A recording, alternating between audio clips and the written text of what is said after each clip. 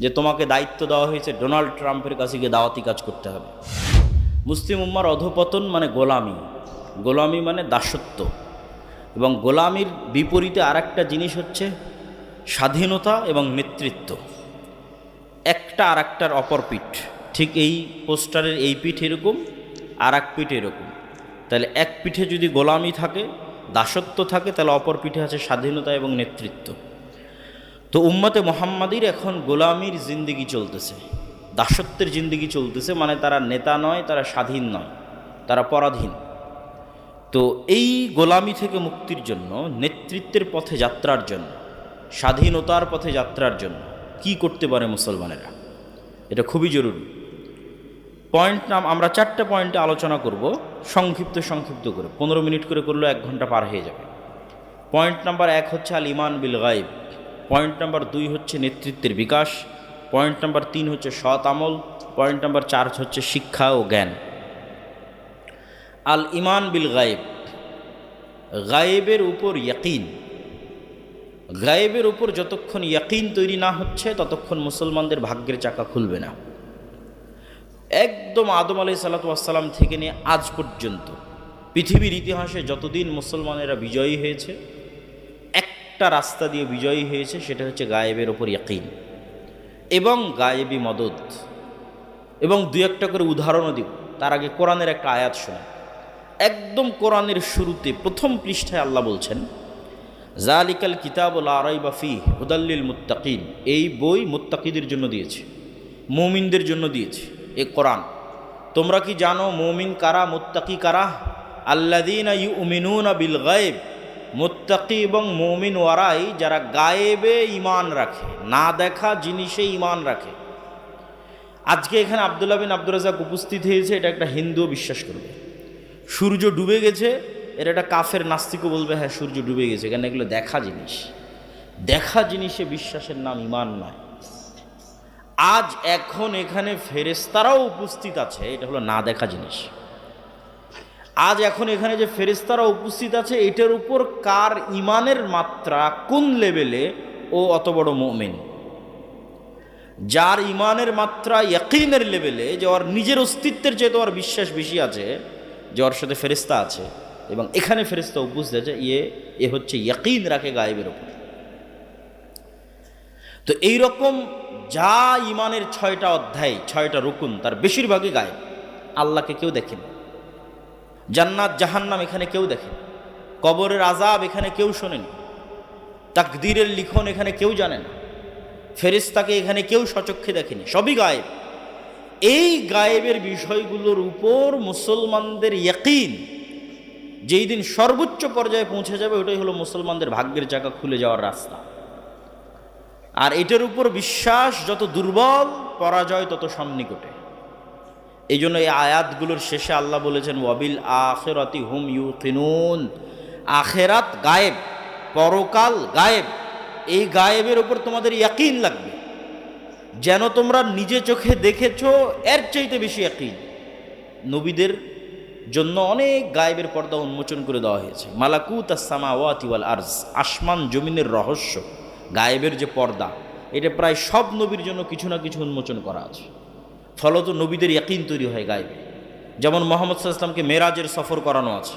মুহাম্মদ সাল্লাল্লাহু আলাইহি ওয়াসাল্লাম স্বচক্ষে জান্নাত দেখেছে, স্বচক্ষে জাহান্নাম দেখেছে, স্বচক্ষে আসমান দেখেছে, স্বচক্ষে কবরের আযাব দেখেছে। তাহলে মুহাম্মদ সাল্লাল্লাহু আলাইহি ওয়াসাল্লামের জন্য গায়েবের পর্দা উন্মোচিত হয়ে গেছে, তার ইয়াকিন অর্জিত হয়েছে। তার ঈমান আমার ঈমান মিলবে না। ঠিক অতীতে যত নবী চলে গেছে, তাদেরও গায়েবে ইয়াকিন তৈরি করার জন্য তাদের কিছু কিছু গায়েবের পর্দা তাদের জন্য উন্মোচন করে দেওয়া আছে। যেমন ঈসা আলাইহিস সালামের ক্ষেত্রে কোন গায়েবের পর্দা উন্মোচন করা আছে? জীবিতকে মৃত করা, এটা গায়েব। কেউ দেখেনি এখন পর্যন্ত যে জীবিত মানুষ, মৃত মানুষ জীবিত হয়ে গেছে, এটা গায়েব। কেননা কিয়ামতের দিন মৃত মানুষ জীবিত হবে, এটা এখন পর্যন্ত কেউ বাস্তবে চোখে দেখেনি।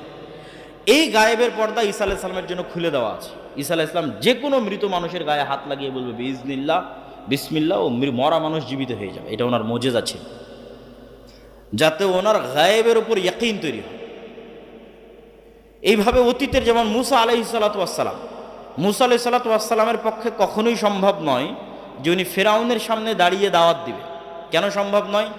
আজকে এই সাঘাটার একটা কৃষককে যদি বলি, চরের একটা কৃষককে, গাইবান্ধার যমুনার চরের একটা কৃষককে বলি যে তোমাকে দায়িত্ব দেওয়া হয়েছে ডোনাল্ড ট্রাম্পের কাছে গিয়ে দাওয়াতি কাজ করতে হবে।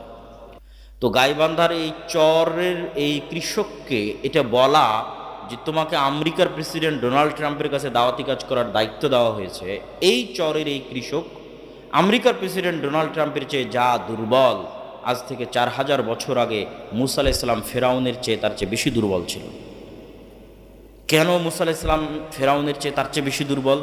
আপনাকে খুলে বলি, আপনার কাছে একদম সহজ, পানির মতো হয়ে যাবে। ধরেন এই চরের এই কৃষককে বলা হচ্ছে তুমি যাবা আমেরিকার প্রেসিডেন্টের কাছে দাওয়াতি কাজ করবা, এমতো অবস্থায় যে এর নামে আমেরিকার আদালতে ফাঁসির মৃত্যুদণ্ডপ্রাপ্ত আসামি ছে, ফাঁসির ঘোষণা হয়ে আছে, গেলেই গ্রেফতার করে ফাঁসি দেওয়া হবে। তো মুসা আলাইহিস সালাতু ওয়াস সালাম তখন ফেরাউনের আদালতে ফাঁসির দণ্ডপ্রাপ্ত আসামি। পয়েন্ট নাম্বার 1, কেন আপনার এই চরের কৃষকের চেয়ে মুসা আলাইহিস সালাম দুর্বল সেটা আপনাকে বোঝাচ্ছে। পয়েন্ট নাম্বার 2, এই চরের কৃষককে বলা হচ্ছে তুমি ডোনাল্ড ট্রাম্পের কাছে দাওয়াতি কাজ করবা, এমতো অবস্থায় যে সে তার নিজের এলাকায় থাকতে পারে না, পলাতক। কত বছর থেকে? 10 বছর থেকে। ধরেন এই চরের কৃষক তার এলাকায় থাকতে পারে না, এখন পালিয়ে হয় পাকিস্তানের করাচিতে আছে, নয় ভারতের দিল্লিতে আছে। ওখানে ওকে বলা হচ্ছে পলাতক অবস্থায় যে তুমি তো আমেরিকার আদালতে মৃত্যুদণ্ডপ্রাপ্ত আসামি, তো তুমি এখন আমেরিকায় যাবা, গিয়ে ডোনাল্ড ট্রাম্পের কাছে দাওয়াতি কাজ করবা। কেন মুসা আলাইহিস সালাতু ওয়াস সালাম চরের এই কৃষকের চেয়ে বেশি দুর্বল? তার পয়েন্ট নাম্বার 3, মুসা আলাইহিস সালাতু ওয়াস সালামকে যখন বলা হচ্ছে তুমি যাবা ফেরাউনের কাছে, তখন উনি 10 বছর থেকে মানুষের বাড়ির কাজের লোক, মানুষের বাড়ির চাকর। পয়েন্ট নাম্বার 4, চরের এই কৃষকের চরে হলেও, নদীতে ডুবে যাওয়া হলেও নিজের জমি আছে, নদীতে ডুবে যাওয়া হলেও নিজের আত্মীয় স্বজন আছে। আর মুসা আলাইহিস সালাতু ওয়াস সালাম এমন গোলাম কওমের মেম্বার, এমন গোলাম কওমের সদস্য, এমন গোলাম জাতির সদস্য যার মা পরিচয় দিতে পারে না যে এটা আমার সন্তান, কেন পরিচয় দিলে জবাই করা হবে। যার আত্মীয় স্বজন পরিচয় দিতে পারবে না যে এটা আমার আত্মীয় স্বজন। এত নিম্ন পর্যায়ের গোলাম জাতির সদস্য হচ্ছে মুসা আলাইহিস সালাম, এবং পলাতক আছেন 10 বছর থেকে, মানুষের বাড়িতে কাজ করে খান, আর মৃত্যুদণ্ডপ্রাপ্ত আসামি আছেন ফেরাউনের দরবারে। তখন মুসা আলাইহিস সালামকে বলা হচ্ছে ইযহাব ইলা ফিরআউন ইন্নাহু তাগা, মুসা তুমি নবী, যাও ফেরাউনের কাছে দাওয়াত দাও। কেমনে সম্ভব? অসম্ভব। মুসা আলাইহিস সালামের পক্ষে ইম্পসিবল যদি উনি ফেরাউনের মিশরের সীমানায় ঢুকবে, এটা অসম্ভব। তো এই অসম্ভব সম্ভব হওয়ার একটাই রাস্তা আছে, গায়েবে ইয়াকিন। গায়েব যেই দিন খুলে দেওয়া হবে মুসা আলাইহিস সালামের জন্য, মুসা আলাইহিস সালাম যেদিন গায়েব দেখে নিবে, সেই দিন মুসা আলাইহিস সালাম বুঝবে আরে আমি যেই ফেরাউনের ভয়ে পালাচ্ছি, এই ফেরাউনের ক্ষমতা, যেই ফেরাউনের ভয়ে আমি 10 বছর থেকে পলাতক আছি, আর ক্ষমতা তো আল্লাহর ক্ষমতার সামনে সরিষা সমপরিমাণও নয়। এই ইয়াকিন অন্তরে তৈরি হওয়ার জন্য গায়েবের পর্দা উন্মোচন হওয়া লাগবে, গায়েবের উপর ইয়াকিন লাগবে, নাহলে মুসা আলাইহিস সালাম দাঁড়াতে পারবে না। তখন আল্লাহ সুবহানাহু ওয়া তাআলা মুসা আলাইহিস সালামকে বলছে মুসা তোমার হাতে কি? তো বলে আল্লাহ আমার হাতে লাঠি। আল্লাহ বলেননি মুসা আমি জান্নাত থেকে একটা স্পেশাল লাঠি দিলাম, এই লাঠি ছাড়লে সাপ হয়ে যায়। জান্নাত থেকে স্পেশাল লাঠি দিলে গায়েবে ইয়াকিন তৈরি হবে না। জান্নাতের স্পেশাল লাঠি সাপ হতেই পারে, আসমান থেকে পাঠানো স্পেশাল লাঠি সাপ হতেই পারে। তাহলে মুসা এই লাঠি কি কতদিন থেকে আছে? দীর্ঘদিন থেকে মুসা আলাইহিস সালামের কাছে এই লাঠি আছে। ধরেন 10 বছর থেকে আছে, 15 বছর থেকে আছে। তাহলে মুসা আলাইহিস সালাম যে লাঠি আজ 10-15 বছর থেকে ব্যবহার করে আসতেছে, সেই ব্যবহার করা লাঠি আজ হুট করে সাপ হয়ে গেল, কেমনে সম্ভব? এটাই গায়েব। এটার মাধ্যমে মুসা আলাইহিস সালামের কলবে গায়েবের উপর ইয়াকিন তৈরি হবে যে আমি যা চোখে দেখি তা আসলে কিছুই নয়, এর আড়ালে একজন মহাশক্তিশালী মহাশক্তিমান আল্লাহ সুবহানাহু ওয়া তাআলা আছে, যিনি গায়েবকে কন্ট্রোল করে, তার খাতেই সব কিছু। অতএব এবার উনি মুসার এই ফেরাউনের কাছে যেতে পারবে, এখন যেতে পারবে, কেন ওনার অন্তরে ইমান বিল গায়েব তৈরি হয়েছে। ইমান বিল গায়েবে ইয়াকিন ছাড়া মুসলমানদের মুক্তির কোনো রাস্তা নাই। গায়েবে ইয়াকিন ছাড়া, গায়েবী মদদ ছাড়া অতীতে কোনোদিন মুসলমানেরা বিজয় হয়নি, ভবিষ্যতে কোনোদিন হবে না। এর জন্য আরও কয়েকটা উদাহরণ দেখাই। ধরেন মুসা আলাইহিস সালামের জীবন থেকে আরেকটা উদাহরণ দেখেন। মুসা আলাইহিস সালাতু ওয়াস সালাম যখন নদী পার হয়ে গেলেন, ফেরাউন ডুবে গেল, তখন আল্লাহ মুসা আলাইহিস সালাতু ওয়াস সালামের কওমকে বিভিন্নভাবে পরীক্ষা করলেন। কিন্তু এই কওম তো গোলাম কওম, আর মুসা আলাইহিস সালাম তো স্বাধীন মানুষ, নেতা মানুষ। তো এই গোলাম কওমকে বলা হলো কি, জেরুজালেম বিজয় করতে হবে। তখন বানু ইসরায়েলরা কি বলল? ইযহাব আনতা ওয়া রাব্বুকা ফাকাতিলা, আপনি আর আপনার আল্লাহ গিয়ে যুদ্ধ করেন, আমরা পারবো না। তখন দুইজন মানুষ বলেছিল যে আমরা দুইজন হলেও যুদ্ধ করব। এই দুইজনের ইমান বিল গায়েবে ইয়াকিন ছিল, এই জন্য জেরুজালেমের শক্তিশালী আমালেকা গোত্রের বিরুদ্ধে এরা যুদ্ধ করতে রাজি হয়েছিল। এই দুইজনের একজন ইউশা বিন নুন। 40 বছরের আযাব অবতীর্ণ হলো, ইয়াতিহুনা ফিল আরজি আরবাউনা সানা। 40 বছরের আযাবের মধ্যে মুসা আলাইহিস সালাম মারা গেলেন। পরবর্তী নবী হলো ইউশা বিন নুন। ইউশা বিন নুন নবী হওয়ার পর বানু ইসরাইলকে বলল, যা ভুল হওয়ার হয়েছে, এবার চলো জেরুজালেম বিজয়ে যুদ্ধ করতে হবে। জেরুজালেম বিজয়ে যুদ্ধ শুরু হলো। যুদ্ধের এক পর্যায়ে শুক্রবারের দিন বিকেলবেলা ইউশা বিন নুন আল্লাহকে বলছে, সূর্যের দিকে তাকিয়ে বলছে, আল্লাহ সূর্যকে থামিয়ে দিতে হবে। কেন সূর্যকে থামিয়ে দিতে হবে? আর 1-2 ঘন্টা পর সূর্য ডুবে গেলে শনিবার শুরু হবে, আর শনিবার মুসা আলাইহিস সালামের দিনে যুদ্ধ নিষিদ্ধ। আর যুদ্ধ বন্ধ হয়ে গেলে আবার সেই শক্তি, সেই সামর্থ্য বিজয় অর্জনের মতো ফিরিয়ে আনা কঠিন। এখন আমরা বিজয়ের দ্বার প্রান্তে চলে এসেছি, এই ধাক্কায় শেষ করে দিতে হবে। অতএব আল্লাহ তুমি সূর্য থামিয়ে দাও। এখন আপনি কল্পনা করেন, একটা সাধারণ মানুষের ব্রেনে এটি ঢুকবেই না যে সূর্য কেমনে থামতে পারে। ইউশা বিন নুনের ইমান বিল গায়েব কোন পর্যায়ে আছে, কোন শীর্ষস্থানে আছে, যে এটা ওনার কাছে অন্টুর ব্যাপার, এটা ওনার কাছে একটা স্বাভাবিক ব্যাপার। কেননা উনি গায়েবে ইয়াকিন রাখে যে পৃথিবী আমরা চোখে দেখি এই পৃথিবী আসল পৃথিবী নয়।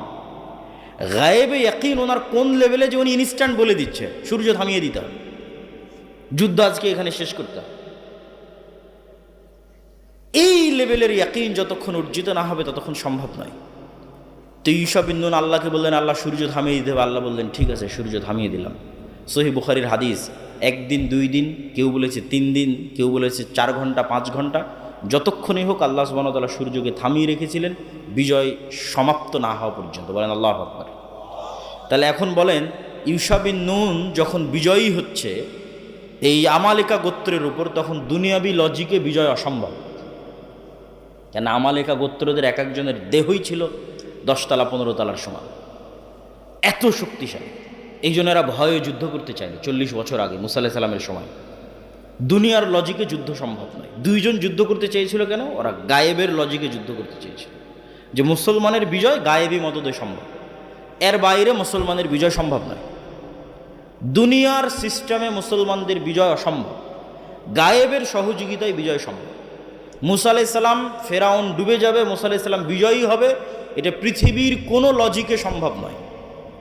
কেন আজকের এই যমুনার চরের কৃষকের চেয়ে বেশি দুর্বল মুসা আলাইহিস সালাম, আর আজকের ডোনাল্ড ট্রাম্পের চেয়ে বেশি শক্তিশালী ফেরাউন। কেমনে বিজয় সম্ভব? অসম্ভব।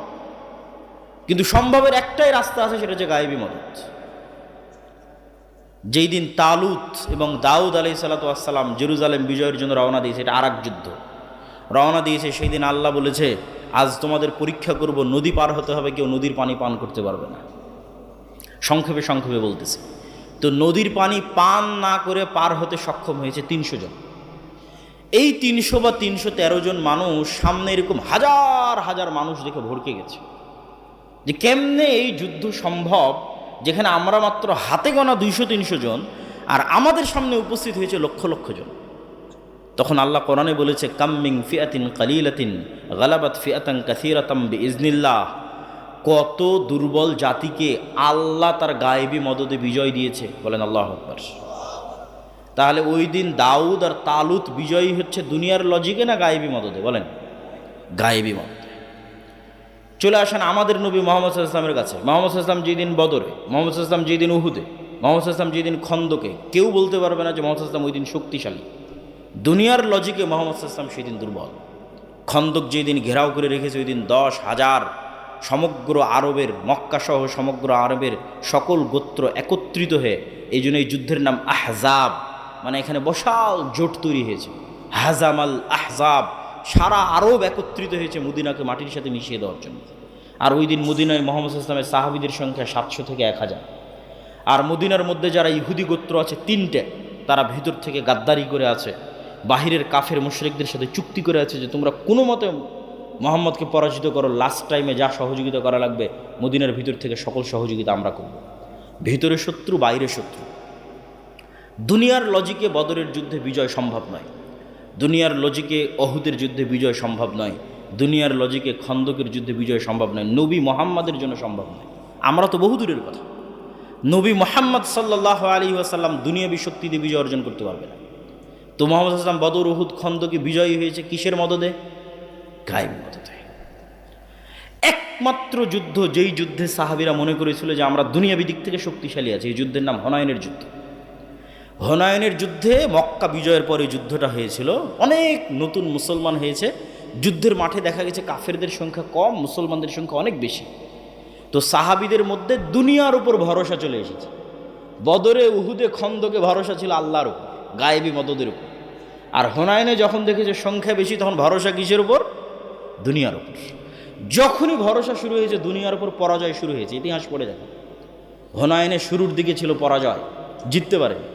যখন মুহাম্মদ সাল্লাল্লাহু আলাইহি সাল্লাম তার ঘোড়া থেকে লাফ দিয়ে বললেন, আনাবনু আব্দুল মুত্তালিব আনান নাবিয়্যু লা কাযিব, আরে আমাকে চিনো, আমি আব্দুল মুত্তালিবের ছেলে, আমাকে চেনো, আমি কোনো মিথ্যুক নবী নই।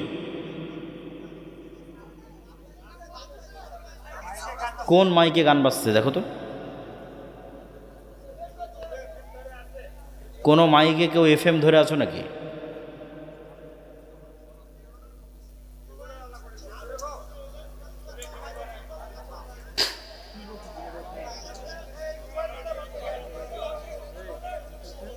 জি, যারা ডেকোরেটরের দায়িত্বে আছেন তারা একটু চেক করেন যে কোনো মোবাইল থেকে অথবা কোনো ক্যামেরা থেকে, কোথাও থেকে ব্লুটুথ কানেক্ট হয়ে বা কোনো কিছু কানেক্ট হয়ে এখানে কোনো শব্দ হচ্ছে কিনা।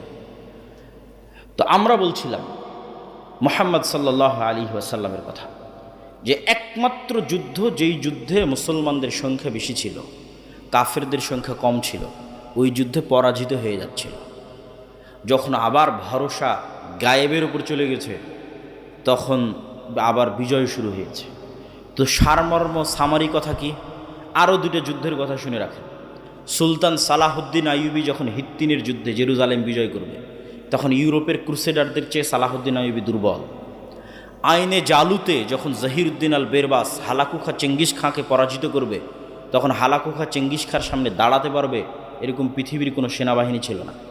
মুসলমানদের রাজধানী বাগদাদকে মাটির সাথে মিশিয়ে দিয়ে মিশরে গেছে হালাকু খা চেঙ্গিস খাঁ। কে আর দাঁড়াবে?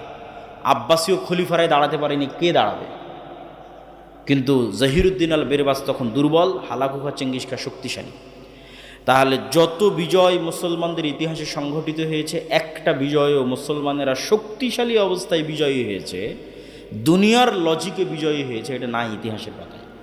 একদম নবীদের থেকে শুরু করে আজ পর্যন্ত, মুহাম্মদ সাল্লাল্লাহু আলাইহি ওয়াসাল্লাম থেকে শুরু করে আজ পর্যন্ত, বরং প্রত্যেক বিজয়ে দুনিয়ার লজিকে মুসলমানেরা দুর্বল, বিজয়ী হয়েছে গায়েবী মদদে। এই জন্য গায়েবের ওপর ইয়াকিন লাগবে।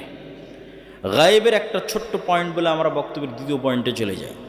সেটা হচ্ছে গায়েবের একটা বড় মাধ্যম, দ্বিতীয় ইমানের অংশ হচ্ছে মালাইকা, ফেরেশতা। আল ইমান বিল মালাইকা, আমানতু বিল্লাহি ওয়া মালাইকাতিহি, ফেরেশতাদের উপর ইমান। দেখেন সাহাবীরা রাসূল সাল্লাল্লাহু আলাইহি ওয়াসাল্লামের সাথে যখন ছিল, তখন ফেরেশতাদের অস্তিত্বের সাথে তাদের কানেকশন এত মজবুত, এত শক্তিশালী, এত স্বচ্ছ, এত বেশি ছিল যে আমরা আজকে আমাদের অন্তরে ইমানই নাই যে আমরা ফেরেশতা আছে এটা বিশ্বাস করি, ইমানই নাই। তার তুলনায় সাহাবীদের ইমান যদি আপনি দেখেন, আশ্চর্য হবে। দুই একটা বলি। সাদ বিন মুআজ খন্দকের যুদ্ধে শহীদ হয়েছে। রাসূল সাল্লাল্লাহু আলাইহি ওয়াসাল্লাম বললেন, শাহিদাহু সাবউনা আলফাম মিনাল মালাইকা। সাদ বিন মুআজের জানাজায় 70,000-এরও বেশি ফেরেশতা অংশগ্রহণ করেছে। বলেন আল্লাহু আকবার। 70,000 মানে কত, কল্পনা করা যায়? সাহাবীরা যেই জানাজায় অংশগ্রহণ করেছে, ওই জানাজায় 70,000 ফেরেশতা অংশগ্রহণ করেছে আসমান থেকে নেমে। সাদ বিন মুআজের জানাজার লাশের খাটলি উঠানো যাচ্ছিল না, ফেরেশতার আধিক্যের কারণে লাশ ভারী হয়েছিল। রাসূল সাল্লাল্লাহু আলাইহি ওয়াসাল্লামের হাদিস। জাবের বিন আব্দুল্লাহ উহুদের যুদ্ধে মারা গেছে। জাবের বিন আব্দুল্লাহর পিতা। জাবের বিন আব্দুল্লাহ বলছে, আমার পিতা উহুদের যুদ্ধে মারা যাওয়ার পর আমি কাঁদছিলাম। তো রাসূল সাল্লাল্লাহু আলাইহি ওয়াসাল্লাম বললেন, কেন কাঁদতেছো? মা জালাতিল মালাইকাতু তুজিল্লু বিআজনিহাতিহা, তোমার পিতার লাশকে ফেরেশতারা ছায়া দিয়ে রেখেছে। বলেন আল্লাহু আকবার। উহুদের যুদ্ধে শহীদ হয়েছে হানজালা রাদিয়াল্লাহু তাআলা আনহু। তার মায়ের মাধ্যমে সাহাবীরা আল্লাহর নবীকে গিয়ে বললেন হানজালাকে গোসল দিতে হবে। আল্লাহর নবী বললেন, ইন্না সাহিবাকুম তুগাসসিলুহুল মালাইকা, হানজালাকে ইতিমধ্যে ফেরেশতারা গোসল দিয়ে ফেলেছে। তাহলে ফেরেশতাদের সাথে সাহাবীদের কানেক্টিভিটি দেখে যে কতটা তারা ফেরেশতাদের অস্তিত্বের সাথে রিলেটেড, কানেক্টেড হচ্ছে। বদরের যুদ্ধে সাহাবী বলতেছে, আমার ডানে এবং আমার বামে রজুলান, দুইজন ব্যক্তি যাদের পোশাকে সাদা পোশাক, ইউকাতিলুন আসাদ্দাল কেতাল মা রাআইতুহুমা ক্বাবলু ওয়ালা বাদ, আমি তাদেরকে জীবনে আগে কোনো দিন দেখিনি, পরে কোনো দিন দেখিনি, তারা ভয়ঙ্করভাবে যুদ্ধ করতেছিল। আল্লাহর নবীকে এসে বললাম, এইরকম দুইজন ব্যক্তি যুদ্ধ করতেছে। রাসূলুল্লাহ সাল্লাল্লাহু আলাইহি ওয়াসাল্লাম বললেন, এরা দুইজন হচ্ছে স্বয়ং জিবরাইল আর স্বয়ং মিকাইল। স্বয়ং জিবরাইল এবং মিকাইল যুদ্ধের মাঠে অবতীর্ণ হয়েছে। এগুলো শুধু হাদিস নয়, আল্লাহ সুবহানাহু ওয়া তাআলা নিজে কোরআনেও বলেছে, কোরআনের আয়াতটাও বলবে, হাদিসে আরও দুই একটা বলবে। খন্দকের যুদ্ধ থেকে যেদিন রাসূলুল্লাহ সাল্লাল্লাহু আলাইহি সাল্লাম ফিরে আসলেন, খন্দকের যুদ্ধ বিজয় হয়ে গেছে, বিজয় হয়ে যেই দিন ফিরে আসলেন, ওয়াজা আসসিলাহ ওয়াগতাসালা, আয়েশা রাদিয়াল্লাহু তাআলা আনহার হাদিস, সহিহ হাদিস, যে আল্লাহর নবী অস্ত্র রেখে গোসল করতে গেছেন। ইতিমধ্যে জিবরাইল উপস্থিত হয়ে আল্লাহর নবীকে বলছে, ফেরেশতারা এখন পর্যন্ত অস্ত্র রাখেনি, আপনি কেন অস্ত্র রেখেছেন? আল্লাহর নবী বললেন, কেন অস্ত্র রাখেনি কেন? তো বলে, ওই যে তিনটা ইহুদি গোত্র যারা গাদ্দারি করেছে, ভিতর থেকে আপনার সাথে চুক্তি ভঙ্গ করেছে, মদিনা সনদ, বাইরের যারা কাফের তারা তো পরাজিত হয়েছে, কিন্তু এই তিনটা ইহুদি গোত্র এটা তো মুনাফিক, এদের শাস্তি দিতে হবে, এদের শাস্তি নিশ্চিত করে যুদ্ধ শেষ হবে। রাসূল সাল্লাল্লাহু আলাইহি ওয়াসাল্লাম বাইরে এসে সাহাবীদের বললেন, ঠিক আছে বের হও। সাহাবীরা বের হও, যুদ্ধ শেষ হয়নি, ইহুদি গোত্রদের শাস্তি দিতে হবে। এদ্দূর পর্যন্ত আয়েশার বর্ণনা। এবার আনাস রাদিয়াল্লাহু তাআলা আনহুর বর্ণনা শুনেন। আনাস রাদিয়াল্লাহু তাআলা আনহু বলছে, আল্লাহর নবী যখন আমাদের বললেন বের হতে, যুদ্ধ শেষ হওয়ার পর আবারও যখন বের হতে বললেন, তখন কাআন্নি আনজুরু ইলাল গুবারি শাতিআন ফি যুকাকি বানি গানাম, যে আমরা এবং আল্লাহর নবী যখন একসাথে বের হচ্ছি, তখন আমরা ইহুদি গোত্রের দিকে যাওয়ার পথে আমাদের আগে আগে, যেমন আজকে রাজনৈতিক শোডাউনে 500 মোটরসাইকেল গেলে পিপি পাওয়া যে ধুলা উড়িয়ে যায় শোডাউন দেখানোর জন্য, তো ওই রকম জিবরাইলের ঘোড়সাওয়ার বাহিনী আগে আগে গেছে। তো জিবরাইলের ঘোড়সাওয়ার বাহিনী আগে আগে যাওয়ার কারণে তাদের ঘোড়ার পায়ের আঘাতে ধুলা তৈরি হয়েছে, ধুলায় অন্ধকার। তো আনাস রাদিয়াল্লাহু তাআলা বলছেন, আমরা যে যাচ্ছি, তো আমাদের আগে আগে জিবরাইলের ফেরেশতাদের ঘোড়সাওয়ার বাহিনীর পায়ের আঘাতে ধুলায় অন্ধকার হয়ে আছে। বলেন আল্লাহু আকবার। এরকম অসংখ্য বর্ণনা পেশ করা যাবে, যেখানে সাহাবীরা সরাসরি ফেরেশতাদের সাথে ইন্টারাকশন করতেছে। এবং আল্লাহ সুবহানাহু ওয়া তাআলা নিজে কোরআন মাজিদে বলছেন, আন্নী মুমিদ্দুকুম ফাস্তাজাবা লাকুম রাব্বুকুম বিআন্নী মুমিদ্দুকুম আলফাম মিনাল মালাইকা মুরদিফিন, যে তোমাদের প্রতিপালক তোমাদের ডাকে সাড়া দিয়েছে, তোমাদের ডাকে সাড়া দিয়ে কখনো 1000, কখনো 3000, কখনো 5000 ফেরেশতা অবতীর্ণ করেছে যুদ্ধের মাঠে তোমাদের সহযোগিতা করার জন্য। তাহলে গায়েবের একটা বড় পাঠ হচ্ছে ফেরেশতা। ফেরেশতাদের উপর সাহাবীদের ঈমান কেমন ছিল, কতটা তারা ফেরেশতাদের সাথে জীবন্ত এবং বাস্তব ছিল তাদের কানেকশন। একদিন মসজিদে নববীতে রাসূলুল্লাহ সাল্লাল্লাহু আলাইহি ওয়াসাল্লাম বসে আছে, জিবরাইল উপস্থিত হয়েছেন মানুষের রূপে। আল্লাহর নবীকে বলছেন, মাল ইসলাম, ইসলাম কি? মাল ঈমান, ঈমান কি? মাল ইহসান, ইহসান কি? এগুলো জিজ্ঞেস করে উত্তর নিয়ে চলে গেলেন। আল্লাহর নবী বললেন, জানো কে এসেছিল? না, আমরা তো জানি না কে এসেছিল। জিবরাইল এসেছিল তোমাদেরকে দিন শেখানোর জন্য। এরকম অসংখ্য ঘটনায় পরিপূর্ণ হয়ে আছে, যেখানে দেখবেন সকাল সন্ধ্যা সাহাবী এবং নবীদের ইন্টারাকশন ফেরেশতাদের সাথে। রাসূল সাল্লাল্লাহু আলাইহি সাল্লাম বলছেন, আজকে আমার বাড়িতে জিবরাইল আসেনি। কেন আসেনি? বাড়িতে ছবি আছে। লা তাদখুলুল মালাইকাতু ফি বাইতিন ফিহি সুওয়ারা ওয়া কালব, যে বাড়িতে ছবি আছে, কুকুর লালিত পালিত হয়, ওই বাড়িতে ফেরেশতা প্রবেশ করে না। রাসূলুল্লাহ সাল্লাল্লাহু আলাইহি সাল্লাম বলছেন, জিবরাইল আমাকে এত নাসিহা করে মেসওয়াক করার জন্য, মেসওয়াক করতে করতে মাড়ি ছিলে গেছে, কেননা আমার মুখের গন্ধে জিবরাইলের কষ্ট হয়। রাসূল সাল্লাল্লাহু আলাইহি সাল্লাম বলেছেন, তোমরা মসজিদে পেঁয়াজ এবং রসুন মুখে দিয়ে খেয়ে যেও না, কেননা পেঁয়াজ এবং রসুনের গন্ধে ফেরেশতাদের কষ্ট হয়। তাহলে এখন আপনি বলেন যে আপনাদের গাইবান্ধার মানুষ যারা বিড়ি সিগারেট খান, তাদের মুখের গন্ধে কি ফেরেশতা আসে নাকি? তো কে আসে? শয়তান আসে। ওই মুখে কে আসে? শয়তান আসে। ওই মুখে কে পেশাব করে? ওই মুখে কে পায়খানা করে? এগুলো বাস্তব, এগুলো প্রত্যেকটা in Real life, in reality. এগুলোই গায়েব, কিন্তু এগুলোই বাস্তব। এগুলোর উপর ইয়াকিন অর্জন করাই হচ্ছে ঈমান। এমন একটা বাড়ি, যেই বাড়িতে আপনারা আছেন, যে বাড়িতে না ঢোকার সময় কেউ সালাম দেয়, না বের হওয়ার সময় কেউ সালাম দেয়, না ওই বাড়িতে কেউ কোনো দিন কোরআন তেলাওয়াত করে, না ওই বাড়ির সদস্যরা সালাত আদায় করে, তাহলে আপনি বলেন ওই বাড়িতে সবসময় কে আছে? শয়তান আছে। আর এমন একটা বাড়ি সালাম দিয়ে প্রবেশ করে, সালাম দিয়ে বের হয়, কোরআন তেলাওয়াত করে, 5 ওয়াক্ত সালাত আদায় করে, তাহলে ওই বাড়ি, যেমন এখানে লাইট জ্বলতেছে, এই এলাকাটা আলোকিত হয়ে আছে, গায়েবে ওই বাড়িটা নূরের আলোয় আলোকিত হয়ে আছে। কেন? ওখানে ফেরেশতারা একত্রিত হয়ে আছে, ফেরেশতারা একত্রিত হয়ে আছে। সম্মানিত উপস্থিতি, তাহলে ফেরেশতাদের অস্তিত্বের উপর ইয়াকিন, এটা ইমানের একটা বড় পার্ট। এবং ফেরেশতা এবং শয়তান এই দুটো আমাদের সাথে এত বেশিভাবে জড়িত, এত বেশিভাবে যুক্ত, যে আমি যদি বলি আপনার বাপ মা, আপনার পিতামাতা, আপনার সন্তান সন্ততি, আপনার স্ত্রী পুত্র আপনার সাথে যতটা যুক্ত, তার চেয়ে বেশি যুক্ত ফেরেশতা এবং শয়তান, তাহলে বাড়াবাড়ি হবে না। কেন বাড়াবাড়ি হবে না? আদম আলাইহিসসালাতু ওয়াসসালামকে যখন আল্লাহ সুবহানাহু ওয়া তাআলা সৃষ্টি করেছে, তখন আদম আলাইহিসসালাতু ওয়াসসালাম সৃষ্টির পরে আল্লাহ বলেন, আদম এই যে এটা তোমার বউ, এটা তোমার বাপ মা, এটা তোমার ছেলে মেয়ে না। আদম আলাইহিসসালাম সৃষ্টির পরে সর্বপ্রথম কোনো মানুষের সাথে পরিচিত হয়নি। আদম আলাইহিসসালাম সৃষ্টির পরে ভিন্ন জগতের, গায়েবের জগতের দুইটা প্রাণীর সাথে পরিচিত হয়েছে, একটার নাম ফেরেশতা, একটার নাম জিন। তাহলে মানুষের অস্তিত্বের সাথে মানুষের অস্তিত্ব আগে না ফেরেশতার শয়তানের অস্তিত্ব আগে? বলেন, ফেরেশতার শয়তানের অস্তিত্ব আগে। তাহলে আপনার সাথে আপনার বাপ মায়ের অস্তিত্ব, আপনার ছেলে মেয়ে স্ত্রী পুত্রের অস্তিত্ব আগে, না আপনার সাথে ফেরেশতার শয়তান আছে এটা আগে? ফেরেশতার শয়তান আছে এটা। কেন আপনি যখন প্রথম সৃষ্টি হয়েছেন তখন আপনিও সৃষ্টি হওয়ার পর আগে ফেরেশতাকে দেখেছেন আর শয়তানকে দেখেছেন। এই জন্য এইটাই হলো গায়েব। এইটা যত আপনি জানবেন, গায়েবের লজিকগুলো যত জানবেন, গায়েবের কার্যকরণের সূত্র যত জানবেন, তত গায়েবের মদদ পাওয়ার রাস্তা আপনার জন্য উন্মুক্ত হবে। সম্মানিত উপস্থিত, বক্তের দ্বিতীয় পয়েন্টে চলে যায়, যেহেতু সময় অল্প। দ্বিতীয় পয়েন্ট আমরা বলেছি নেতৃত্বের বিকাশ। গোলামির অপরপিঠ নেতা। নেতা নন মানে গোলাম, গোলাম নন মানে নেতা। তাহলে আমরা এখন গোলাম মানে আমরা নেতা নই, নেতা হতে হবে। নেতা হলে গোলামি কেটে যাবে। এখন বিশ্বের নেতা অন্যরা আছে, আমরা বিশ্বের গোলাম আছি। বিশ্বের নেতা হলে আমাদের গোলামি কেটে যাবে, অন্যরা গোলাম হবে। তো আমরা যদি বিশ্বের নেতা হতে চাই, তাহলে নেতৃত্বের বীজ কি রোপণ করলে নেতা তৈরি হবে, কি বপন করলে, ধানের চারা, অমুকের চারা, এগুলো কোনটা রোপণ করলে কি হয় খুব ভালো জানেন। তো কি রোপণ করলে, কি বপন করলে নেতা তৈরি হয়? সেটার নাম ন্যায়পরায়ণতা, সেটার নাম সত্যবাদিতা, সেটার নাম আমানতদারিতা, সেটার নাম ধৈর্যশীলতা। এই 3-4টে দিয়ে নেতা তৈরি হয়। পৃথিবীতে যত নবী রাসূল এসেছে, সকল নবী রাসূল জন্মগত সত্যবাদী, আমানতদার, ন্যায়পরায়ণ এবং ধৈর্যশীল। কিন্তু আমাদের মুসলমানদের অবস্থা হচ্ছে, আলেম ওলামা থেকে শুরু করে আমরা নিজেরা থেকেও শুরু করে, যে আমরাও নেতৃত্বের অযোগ্য।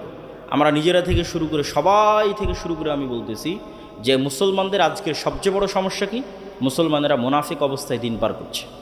লাম্মা ইয়াদখুলুল ঈমানু ফি কুলুবিহিম, অন্তরে ঈমান প্রবেশ করেনি। বাহ্যিক ইসলাম নিয়ে মনে করছে নিজে ধোঁকা দিচ্ছে, আল্লাহকে ধোঁকা দিতে যাচ্ছে, পরকালকে ধোঁকা দিতে যাচ্ছে।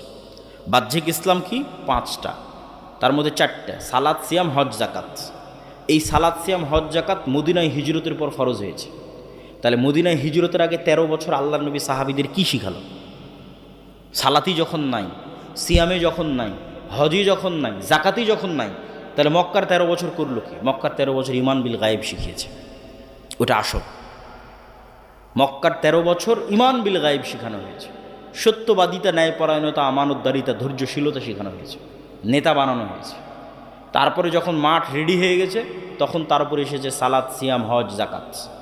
এখন সালাত, সিয়াম, হজ, জাকাত তো অবশ্যই আদায় করতে হবে, কিন্তু দুঃখজনক হলো সত্য, আমরা এই বাহ্যিক এবাদতগুলোকে নিজেকে ধোঁকা দেওয়া, আল্লাহকে ধোঁকা দেওয়া, মানুষকে ধোঁকা দেওয়ার মাধ্যম বানিয়েছে। নিজেকে ধোঁকা দেওয়ার মাধ্যম কি? যাক, যা সুদ ঘুষ করলাম, এবার হজ করে সব গুনাহ মাফ করে নিই, এটা নিজেকে ধোঁকা দেওয়া। তাহলে ওসি, ডিসি, এসপি, মন্ত্রী, মিনিস্টার, এসিল্যান্ড, সাব রেজিস্ট্রার, যে যেখানে ব্যবসায়ী, যে যেখানে দায়িত্ব পালন করতেছে, তার 50%-এরও বেশি নামাজি, তার 60-70%-এর বেশি হয় 1-2 বার ওমরা করেছে, 2-3 বার হজ করেছে, তার 100% অন্তত কোনো মসজিদ, মাদ্রাসা, কোনো কমিটি, জালসা কমিটি এগুলোর সাথে যুক্ত আছে। কিন্তু ওর দায়িত্বের জায়গায় যখন বসতেছে তখন মিথ্যুক, ওর দায়িত্বের জায়গায় যখন বসছে তখন দুর্নীতিবাজ, ওর দায়িত্বের জায়গায় যখন বসে তখন আমানতের খেয়ানত করে। তাহলে সে মুনাফিক। লাম্মা ইয়াদখুলুল ঈমানু ফি কুলুবিহিম, এটা অসম্ভব, জেনে নেন, এটা অসম্ভব যে একটা অন্তরে ঈমান বিল গায়েবও থাকবে, মানে আল্লাহর উপর ঈমান, ফেরেশতার উপর ঈমান, পরকালের উপর ঈমান থাকবে, আবার ওই অন্তরে মিথ্যাও প্রবেশ করবে, দুর্নীতিও প্রবেশ করবে, ধোঁকাও প্রবেশ করবে। এটা অসম্ভব। এক অন্তরে এই দুটো একত্রিত হবে না। লা ঈমানা লিমান লা আমানাতা লাহু। তাহলে ওই অন্তরে ঈমান প্রবেশ করেনি, বাহ্যিক আমল আছে, আর সে অন্তরের দিক থেকে মুনাফিক। এটা হলো আজকের মুসলমানদের সবচেয়ে বড় সমস্যা। এই জন্য আমি আমার বহু বক্তব্যে বলেছি, আজকের মুসলমানেরা এই যুগের বানু ইসরাইল।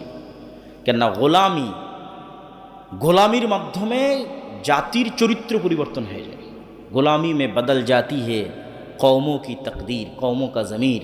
আল্লামা ইকবাল বলেছেন, গোলামি করতে করতে জাতির স্বভাব চরিত্র চেঞ্জ হয়ে যায়। তো বানু ইসরাইলেরা তো নবীর সন্তান। নবীর সন্তান কেমনে বলে যে আপনি আর আপনার আল্লাহ গিয়ে যুদ্ধ করেন? নবীর সন্তানেরা কেমনে বলে ঠিক আছে শনিবারের দিন মাছ ধরতে নিষেধ করলেন, আজ শনিবারের দিন আমরা বেড়া দিয়ে ঘিরে রাখবো, তো রবিবারের দিন মাছ ধরবো। 2 নম্বরই বুদ্ধি। তো নবীর সন্তান, তাহলে নবীর সন্তানেরা এই 2 নম্বরই বুদ্ধি শিখল কোথায়? যখন ফেরাউনের 300-400 বছর গোলামি করেছে, গোলামি করতে করতে স্বভাব চরিত্র পরিবর্তন হয়ে গেছে। কিন্তু মুসা আলাইহিস সালামকে আল্লাহ ওই গোলামদের সাথে বড় করেন। মুসা আলাইহিস সালামকে আল্লাহ বড় করেছে ফেরাউনের বাড়িতে, যাতে মুসা আলাইহিস সালামের মধ্যে এগুলো চুরি চামারি বাটপারি দুর্নীতি 2 নম্বরই মিথ্যা এগুলো প্রবেশ না করে, যাতে মুসা আলাইহিস সালাম আত্মমর্যাদা আত্মসম্মান সত্যবাদিতা ন্যায়পরায়ণতা আমানতদারিতা ধৈর্যশীলতা এগুলো গুণে নেতা হয়। তো মুসা আলাইহিস সালাম ফেরাউনের বাড়িতে বড় হয়ে হলেন নেতা। এবার নেতার সাথে পুরো কওম গোলাম। কেন এই কওম 300 বছর থেকে গোলামি করতেছে, 400 বছর থেকে গোলামি করতেছে, যাদের রক্তের মধ্যে মিথ্যা ধোঁকা দুর্নীতি ঢুকে আছে। তাহলে এই জাতিকে নিয়ে এক নেতা কেমনে চলবে? চলতে পারেনি। এক মুসা আলাইহিস সালাম মাত্র নেতা, বাকি সবার মেন্টালিটি গোলাম। পদে পদে মুসা আলাইহিস সালামকে তারা বাধা দিয়েছে। শেষ পর্যন্ত মুসা আলাইহিস সালাম বিরক্ত হয়ে আল্লাহকে বলেছে, আল্লাহ এই জাতির দায়িত্ব আমি পালন করতে পারবো না, আমাকে উঠিয়ে নেন। কেন নেতা একমাত্র ছিল মুসা আলাইহিস সালাম, কারোর মধ্যে নেতৃত্বের গুণ ছিল না। তো আজকের মুসলমানেরা জন্মগত নেতা ছিল। কেননা মুসলমানদের আদি পিতা তথা বানু ইসমাইলের বংশধর কোনোদিন গোলাম ছিল না। ফলত ইসমাইলের বংশধর পুরোটাই জন্মগত নেতা। যেমন আব্দুল মুত্তালেব কাফের এবং মুশরিক অবস্থায় মৃত্যুবরণ করেছে, কিন্তু কোনো মায়ের সন্তান দাঁড়িয়ে বলতে পারবে না যে আব্দুল মুত্তালেব কারো 1 টাকা মেরে নিয়েছে। কেউ দাঁড়িয়ে বলতে পারবে না যে আব্দুল মুত্তালেব এখানে ধোঁকাবাজি করেছে। আব্দুল মুত্তালেবের ছেলে আবু তালেব, আলী রাদিয়াল্লাহু তাআলা আনহুর পিতা, কাফের এবং মুশরিক অবস্থায় মৃত্যুবরণ করেছে, কিন্তু কেউ দাঁড়িয়ে বলতে পারবে না যে আবু তালেব কারো 1 টাকার তসরুফ করেছে, আবু তালেব কারো উপর অন্যায়ভাবে জুলুম করেছে, আবু তালেব কাউকে ধোঁকা দিয়েছে। কেন? এরা কোনোদিন গোলাম হয়নি, এরা জন্মগত নেতা, এরা কুরাইশ, এরা ইসমাইলের সন্তান, এরা জন্মগত নেতা। আবু সুফিয়ান প্রত্যেক যুদ্ধে মুসা আলাইহিস মুহাম্মদ সাল্লাল্লাহু আলাইহি ওয়াসাল্লামের বিরুদ্ধে, বদরে মুহাম্মদ সাল্লাল্লাহু আলাইহি ওয়াসাল্লামের বিরুদ্ধে, উহুদে মুহাম্মদ সাল্লাল্লাহু আলাইহি ওয়াসাল্লামের বিরুদ্ধে, খন্দকে মুহাম্মদ সাল্লাল্লাহু আলাইহি ওয়াসাল্লামের বিরুদ্ধে নেতা তথা কাফের মুশরিকদের সর্দার, আর একদিকে মুসলমানদের সর্দার মুহাম্মদ সাল্লাল্লাহু আলাইহি ওয়াসাল্লাম। এই আবু সুফিয়ানকে যখন বাদশাহ হিরাক্লিয়াস জেরুজালেমে জিজ্ঞেস করছে মুহাম্মদ সাল্লাল্লাহু আলাইহি ওয়াসাল্লাম সম্পর্কে, তখন রেকর্ডার নাই, লাইভ নাই, ক্যামেরা নাই, কিচ্ছু নাই, তাও আবু সুফিয়ান মিথ্যা বলেনি, একটা শব্দ মিথ্যা বলেনি। কেন? এরা কুরাইশ, এরা ইসমাইলের সন্তান, এরা কোনোদিন কারো গোলামি করেনি, এদের জন্মগত স্বভাব ছিল নেতৃত্বের স্বভাব। ছিল মুশরিক, ছিল কাফের, কিন্তু গুণ ছিল নেতৃত্বের। ফলত নেতৃত্বের গুণাবলী সম্পন্ন আবু তালেবের ছেলে আলী যখন মুসলমান হয়ে গেছে, নেতৃত্বের গুণাবলী সম্পন্ন আবু সুফিয়ান যখন নিজে মুসলমান হয়ে গেছে, আবু সুফিয়ানের ছেলে মুআবিয়া যখন মুসলমান হয়ে গেছে, তাহলে একদিকে জন্মগত নেতৃত্ব আর একদিকে তাওহীদ, এই 2 শক্তিতে বলিয়ান হয়ে এরা হয়ে গেছে বিশ্বের নেতা। ছিল মক্কার নেতা, হয়ে গেছে বিশ্বের নেতা। উমাইয়ারাই সারা বিশ্ব শাসন করেছে, অর্ধ বিশ্ব শাসন করেছে। কেন? আগে থেকেই ছিল জন্মগত নেতৃত্বের গুণ, 2 নম্বরে এসে যুক্ত হয়েছে মুহাম্মদ সাল্লাল্লাহু আলাইহি ওয়াসাল্লামের কাছ থেকে তাওহীদের গুণ, গায়েবের উপর ইয়াকিন, যে সারা বিশ্বের নেতা হয়ে গেছে। এই মুসলমানেরাই যখন এই উপনিবেশ, ইউরোপীয় উপনিবেশের 150 বছরের গোলামি, এই 150 বছরের গোলামিতে আমাদের স্বভাব চরিত্র পরিবর্তন হয়ে গেছে। আমাদের রক্তের মধ্যে মিথ্যা ধোঁকা 2 নম্বরই দুর্নীতি এগুলো ঢুকে গেছে। আপনি আজ ইউরোপ যান, আমেরিকা যান, লন্ডন যান, সবচেয়ে বেশি মিথ্যা ডকুমেন্টস দিয়ে, মিথ্যা পেপারস দিয়ে, মিথ্যা ওয়াদা দিয়ে, মিথ্যা তথ্য দিয়ে, মিথ্যা কথা দিয়ে, মিথ্যা বেনিফিটস নিয়ে সবচেয়ে বেশি বসবাস করতেছে মুসলমানেরা। পুরো জীবনটাই মিথ্যার উপর দাঁড়িয়ে আছে। তাহলে কিভাবে তারা নেতা হবে? আর মুসলমানেরা যেন কোনোদিন সত্য বলা শিখতে না পারে, যেন মিথ্যার উপরেই, দুর্নীতির উপরেই তাদের প্র্যাকটিস চলে, এই জন্য ইহুদি খ্রিস্টানেরা 2টা জিনিস মুসলমানদের উপর চাপিয়ে দিয়ে রেখেছে। একটার নাম গণতন্ত্র আর একটার নাম সুদ। যেন কোনোদিন সত্য বলা শিখতে না পারে। গণতন্ত্র কেন? গণতন্ত্র এমন এক সিস্টেম যে ঠিক আছে আমরা ব্রিটিশরা চলে গেলাম, আমরা সরাসরি তোমাদের উপর শাসক নাই, কিন্তু তোমরা যদি একবার সত্য বলা শিখে যাও, ন্যায় প্রতিষ্ঠা করা শিখে যাও, আমানতদার হয়ে যাও, তোমরা তো নেতা হয়ে যাও। তোমাদেরকে গোলাম বানাতে চাইলে তোমাদেরকে মিথ্যা বলা, দুর্নীতি করা আমাদের শিখাতে হবে। এই কালচার অব্যাহত রাখতে হবে। আর এই কালচার অব্যাহত রাখার জন্য গণতন্ত্র লাগবেই।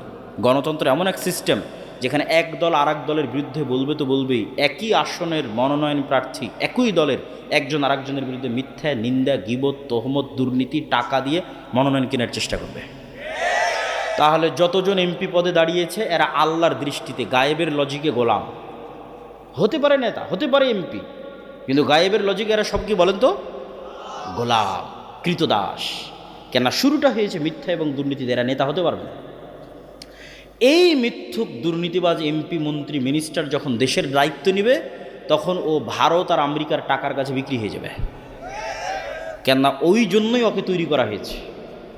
কে একজন সত্যবাদী আমানতদার নেতার যদি জন্ম হয়, ও তো টাকার কাছে বিক্রি হবে না। তাহলে গণতন্ত্র অব্যাহত রাখতে হবে যেন মিথ্যুক তৈরি হয়। গণতন্ত্র মিথ্যুক, দুর্নীতিবাজ, ধোঁকাবাজ তৈরির কারখানা।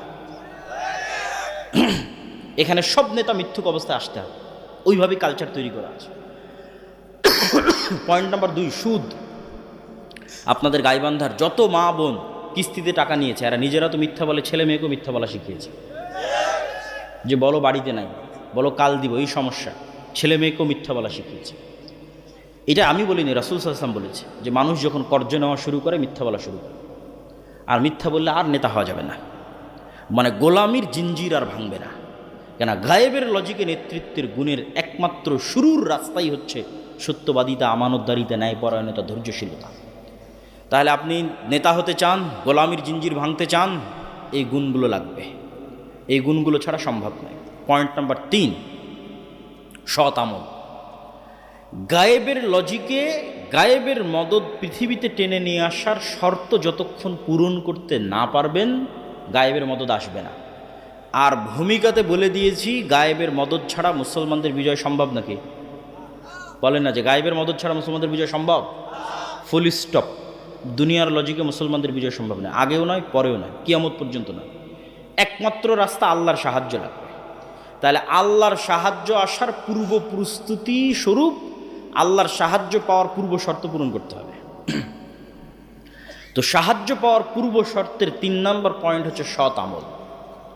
যেমন কল্পনা করেন, একদল প্রজন্ম যারা ইমান বিল গায়েবে ইয়াকিন রাখে, একদল প্রজন্ম যারা মিথ্যা বলা জানে না, দুর্নীতি, ধোঁকাবাজ 2 নম্বরই জানে না, সত্যবাদী, আমানতদার, ন্যায়পরায়ণ। 3 নম্বর, এই প্রজন্ম মোটামুটি আল্লাহর গায়েবী মদদ অর্জনের যোগ্যতা অর্জন করতেছে। 3 নম্বর, আল্লাহর গায়েবী মদদকে আসমান থেকে টেনে নিয়ে আসতে পারে সৎ আমল। দেখেন রাসূলুল্লাহ সাল্লাল্লাহু আলাইহি সাল্লাম যখন বদরের যুদ্ধে যাবে, কোথায় উনি আল্লাহর নবী, উনি তো মনে করতে পারে যে আমি একবার আল্লাহকে বললেই হলো যে আল্লাহ বদরে বিজয় দরকার। সেখানে উনি সারা রাত ইবাদতে কাটিয়ে দিয়েছেন। আবু বকর রাদিয়াল্লাহু তাআলা আনহু পর্যন্ত ক্লান্ত হয়ে গেছে, এত লম্বা সময় কিভাবে দাঁড়িয়ে থাকা যায় সালাতে? আপনি যথেষ্ট হয়েছে, আর করিয়েন না, ইনশাল্লাহ আল্লাহ সহযোগিতা করবে। তো মুহাম্মদ সাল্লাল্লাহু আলাইহি ওয়াসাল্লাম রাতে উঠে সালাত আদায় করছেন কেন? এটা গায়েবী মদদ পাওয়ার পূর্ব শর্ত। গায়েবের মদদ যে টেনে নিয়ে আসবে আসমান থেকে, ফেরেশতা যে নামবে, তার পূর্ব শর্ত হচ্ছে রাতের সালাত লাগবে। সৎ আমল গায়েবের মদদকে পৃথিবীতে টেনে আনতে পারে। 5 ওয়াক্ত সালাত অনেক বড় সৎ আমল। আর সৎ আমলের মধ্যে সবচেয়ে বড় সৎ আমল যা গায়েবের মদদকে পৃথিবীতে টেনে আনতে পারে, একটা রাতের সালাত, একটা সকাল সন্ধ্যার জিকির। আল্লাহর সাহায্যকে পৃথিবীতে নামিয়ে নিয়ে আসতে পারে এমন 2টা সর্বশ্রেষ্ঠ টেকনোলজির নাম রাতের সালাত, সকাল সন্ধ্যার জিকির। সকাল সন্ধ্যার জিকির কেন এত পাওয়ারফুল? সকাল সন্ধ্যার জিকির পৃথিবীর সকল অসম্ভবকে সম্ভব করতে পারে। পৃথিবীর এমন কোনো অসম্ভব নয় যে অসম্ভব সম্ভব নয় সকাল সন্ধ্যার জিকির দিয়ে। কেন সকাল সন্ধ্যার জিকির এত পাওয়ারফুল, তার আগে আপনাকে বুঝতে হবে আওয়াজ কেন পাওয়ারফুল। আল্লাহ সুবহানাহু ওয়া তাআলা আসমান এবং জমিন সৃষ্টি করেছে আওয়াজ দিয়ে, কুন ফায়াকুন। আল্লাহ সুবহানাহু ওয়া তাআলা আসমান, জমিন, চন্দ্র, সূর্য, তারকা, নক্ষত্র ধ্বংস করবে আওয়াজ দিয়ে। ইসরাফিলের বাঁশির আওয়াজ, ওই আওয়াজ যখন যাবে আসমান ওই আওয়াজ রিসিভ করবে, ওই আওয়াজ যখন যাবে জমিন ওই আওয়াজ রিসিভ করবে, ওই আওয়াজ যখন যাবে চন্দ্র ওই আওয়াজ বুঝবে, সূর্য ওই আওয়াজ বুঝবে।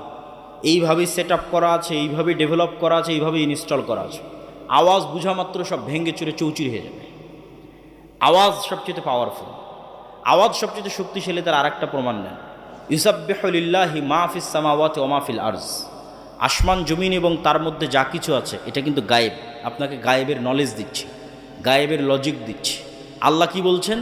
আসমান, জমিন এবং তার মধ্যে যা কিছু আছে তার প্রত্যেকটা জীব জন্তু জড়বস্তু জড় পদার্থ পশু পাখি পোকা মাকড় ধুলা বালি মাটি কাপড় চোপড় সব আল্লাহর তাসবিহ পাঠ করে। তাহলে ওই আউর পলও আল্লাহর তাসবিহ পাঠ করতেছে, এই টিস্যু আল্লাহর তাসবিহ পাঠ করতেছে, এই কাঠও আল্লাহর তাসবিহ পাঠ করতেছে। তাহলে এগুলো সবগুলো থেকে আওয়াজ বের হচ্ছে, আওয়াজ। যদি আপনি শুনতে পারতেন, আল্লাহ যদি আপনাকে শোনার ক্ষমতা দিত, তাহলে আপনি শুনতে পেতেন যেগুলো সবগুলো থেকে 24 ঘন্টা তাসবিহ বের হচ্ছে। কিন্তু আপনি শুনতে পাচ্ছেন না কেন? যেমন পিঁপড়ার চলার আওয়াজ আপনি শুনতে পান না, পিঁপড়া চললেও একটা আওয়াজ তৈরি হয়, পিঁপড়ার পায়েরও একটা আওয়াজ আছে, ওই আওয়াজ হাতি বুঝতে পারে যে পিঁপড়া যাচ্ছে, পিঁপড়ার পায়ের আওয়াজ আর এক প্রাণী বুঝতে পারে। ওই লেভেলের আওয়াজ শোনার ক্ষমতা আপনার নেই, কিন্তু এগুলো প্রত্যেকটা থেকে আওয়াজ বের হচ্ছে। আওয়াজ সবচেয়ে শক্তিশালী, আওয়াজ সবচেয়ে পাওয়ারফুল, এবং আওয়াজ সবচেয়ে শক্তিশালী এবং সবচেয়ে পাওয়ারফুল দেখেই আল্লাহ অতীতে যত নবীকে যত মজেজা দিয়েছেন, সকল মজেজার চাইতে সবচেয়ে পাওয়ারফুল কোরআন। মুসা আলাইহিস সালামের লাঠির চাইতে কোরআন পাওয়ারফুল, ঈসা আলাইহিস সালামের মৃতকে জীবিত করার চাইতে কোরআন পাওয়ারফুল। কেননা কোরআন সরাসরি আল্লাহর নিজের আওয়াজ। বলেন আল্লাহু আকবার। কোরআন সরাসরি আল্লাহর নিজের সাউন্ড, আল্লাহর আওয়াজ। এর চাইতে পাওয়ারফুল আর কিছুই নেই পৃথিবীতে, এর চেয়ে শক্তিশালী আর কিছুই নেই পৃথিবীতে। সম্মানিত উপস্থিতি, বক্তব্যের শেষের দিকে যাওয়ার আগে এখানে গুরুত্বপূর্ণ আরও কয়েকটা কথা। এই যে আজকে আমরা আপনাদের প্রোগ্রামে এসেছি, এই প্রোগ্রামে আসা বাংলাদেশের 600 উপজেলায় এক বছরে যাওয়া সম্ভব নয়। 100টাও যদি প্রোগ্রাম করি তাও 6 ভাগের 1 ভাগে যাওয়া সম্ভব। তারপরেও এবার গাইবান্ধা তো অনেক প্রোগ্রাম নেওয়া আছে, কিন্তু এগুলো একটাও স্থায়ী সম্পর্ক নয়। এই 1 ঘন্টার বক্তব্য দিয়ে আমি আপনাকে কি শিখাবো? না দোয়া, না কালাম, না উজু, না সালাত, কিছুই শেখানো সম্ভব নয়। দিনের মৌলিক বেসিক জ্ঞান শেখার জন্য অবশ্যই মসজিদ ভিত্তিক মক্তব তৈরি করতে হবে। আব্দুর রহিম বিন আব্দুর রাজ্জাকও আপনাদের এই শাখাটা অঞ্চলে মক্তবের সফর দিয়ে গেছে। এই মক্তবের শিক্ষকগুলোকে জামিয়া সালাফিয়া ডাঙ্গিপাড়া, পাওয়া, রাজশাহীতে আর দাওয়া ইলাল্লাহর অধীনে ট্রেনিংয়ে পাঠাতে হবে। প্রতিনিয়ত ট্রেনিং চলতেছে, এখন পর্যন্ত প্রায় 700 মক্তব ট্রেনিং নিয়েছে। এই মক্তবগুলোর মধ্যে আন্তঃমক্তব প্রতিযোগিতা হচ্ছে, যেটা এনটিভিতে রমজানে প্রচারিত হবে। প্রায় 50 থেকে 60 লক্ষ টাকা বাজেট। এগুলোতে কোনো মাদ্রাসার ছাত্র অংশগ্রহণ করবেন, আপনাদের গ্রামের মক্তবের ছেলেমেয়েরা অংশগ্রহণ করবে। এই স্থায়ী সম্পর্কটা খুব জরুরি। এই একদিনের বক্তব্যে আমি শান্তি পাই না, কিন্তু যখন কল্পনা করি যে আমি দিন শেখানোর জন্য যে বইটা লিখেছি, তালিমুদ্দিন বা আদর্শ শিক্ষা, মক্তবের বাচ্চাদের দিন শেখানোর জন্য, ওইটার থেকে প্রতিদিন যদি কোনো মক্তবে কেউ দিন শেখানোর চেষ্টা করে, আমার বিশ্বাস ওই বাচ্চার মগজে মৃত্যু পর্যন্ত দিন স্থায়ীভাবে গেঁথে যাবে। ওইটা আমার কাছে, আমার নিজের কাছে প্রশান্তিদায়ক, যেটা একটা সাদাকায়ে জারিয়া। আমাদের কায়দা থেকে ট্রেনিং নিয়ে এসে যদি কোরআন পড়ায়, ওটা একটা সাদাকায়ে জারিয়া। এখানে আর আমি কতটুকু সাদাকায়ে জারিয়া করতে পারবো? এই মক্তবগুলোর সাথে সম্পৃক্ত হতে হবে। 2 নম্বর, আমাদের সাথে অসংখ্য মাদ্রাসা আল জামিয়া সালাফের সাথে মুআদালাভুক্ত হিসেবে পরিচালিত হচ্ছে।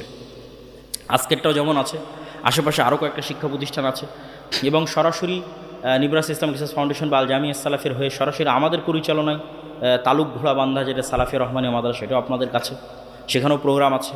18 তারিখ শাইখ আব্দুর রাজ্জাক বিন ইউসুফ আসবে ওই প্রোগ্রামে। এই প্রতিষ্ঠানগুলোর সাথে আপনাদের সম্পৃক্ততা বাড়াতে হবে। 3 নম্বর হচ্ছে, আমাদের যে বই পুস্তকগুলো আছে, যেমন আজকে যে বক্তব্যটা দিচ্ছি, যে বক্তব্যটা শেষ করব, এই বক্তব্যটা পুরোটাই লিখিত আকারে আল্লাহর পথে যাত্রা বয়ে আছে। হয়তো এতটা এইভাবে একটার পর একটা যেভাবে বলতেছে এইভাবে নাই, কিন্তু সবগুলোর দলিল সহ লিখিত আকারে আল্লাহর পথে যাত্রা, যেটা নতুন বই, এটা ঈমান বিল গায়বে ইয়াকিন তৈরি করার জন্যই লেখা। আজকে এই বইটা সম্ভবত নাই, কেন বইটা শেষ হয়ে গেছে, বাজারেই নাই। এই বইটা অনলাইন থেকে খুঁজে আপনাদের অর্ডার দিয়ে বইটি পড়ার উদাত্ত আহ্বান জানাচ্ছি। পাশাপাশি শাইখ আব্দুর রাজ্জাক বিন ইউসুফের যে বইগুলো আছে, উপদেশ, সালাতের বই, দোয়ার বই, এই বইগুলোকে আপনারা মূল্যায়ন করবেন। এবং 1000 প্রশ্নোত্তরের একটা বই আছে ফতোয়ার, যেখানে তায়াম্মুম বলেন, অজু বলেন, ফরজ গোসল বলেন, হাইজ নেফাস বলেন, সালাত বলেন, সালাতের একদম শেষ পর্যন্ত 1000 প্রশ্নোত্তর, এমন কোনো প্রশ্ন নাই যার উত্তর নাই। এই বইগুলোকে আপনারা মূল্যায়ন করবেন। আর যেটা মূল্যায়ন না করে যেতে পাবেন না, সেটার নাম মাসিক আল ইতিসাম। এই এত ব্যস্ততার মধ্যে, প্রতিদিন এত প্রোগ্রামের মধ্যে আমি নিজে 3টা প্রবন্ধ লিখি মাসিক আল ইতিসাম। একটা সম্পাদকীয় লিখি, একটা মিন্নাতুল বাড়ি লিখি, একটা স্বাভাবিক একটা প্রবন্ধ লিখি। এই মাসিক আল ইতিসাম যদি আপনারা মূল্যায়ন না করেন, তাহলে আপনাদের সাথে আমাদের স্থায়ী যোগাযোগ নাই। আপনারা যারা শিক্ষিত মানুষ, পড়তে চান, আমাদের লাস্ট পয়েন্ট শিক্ষা এবং জ্ঞান, সেটা সম্পর্কে বলবো, তখন বুঝবেন শিক্ষা জ্ঞানের গুরুত্ব কী। তো এই মাসিক আল ইতিসামকে মূল্যায়ন করবেন। আমরা কি বলছিলাম? সকাল সন্ধ্যার জিকির পৃথিবীর এমন কোনো অসম্ভব নাই যা সম্ভব করতে পারেন। সকাল সন্ধ্যার জিকির। এমন কোনো অসম্ভব নয় যা সম্ভব করতে পারে না। যেমন জাকারিয়া আলাইহিস সালাতু ওয়াস সালাম বলছেন, আল্লাহ আমার সন্তান দরকার, বন্ধা স্ত্রী, তিনি বৃদ্ধ, কেমনে সম্ভবে অসম্ভবকে সম্ভব করা?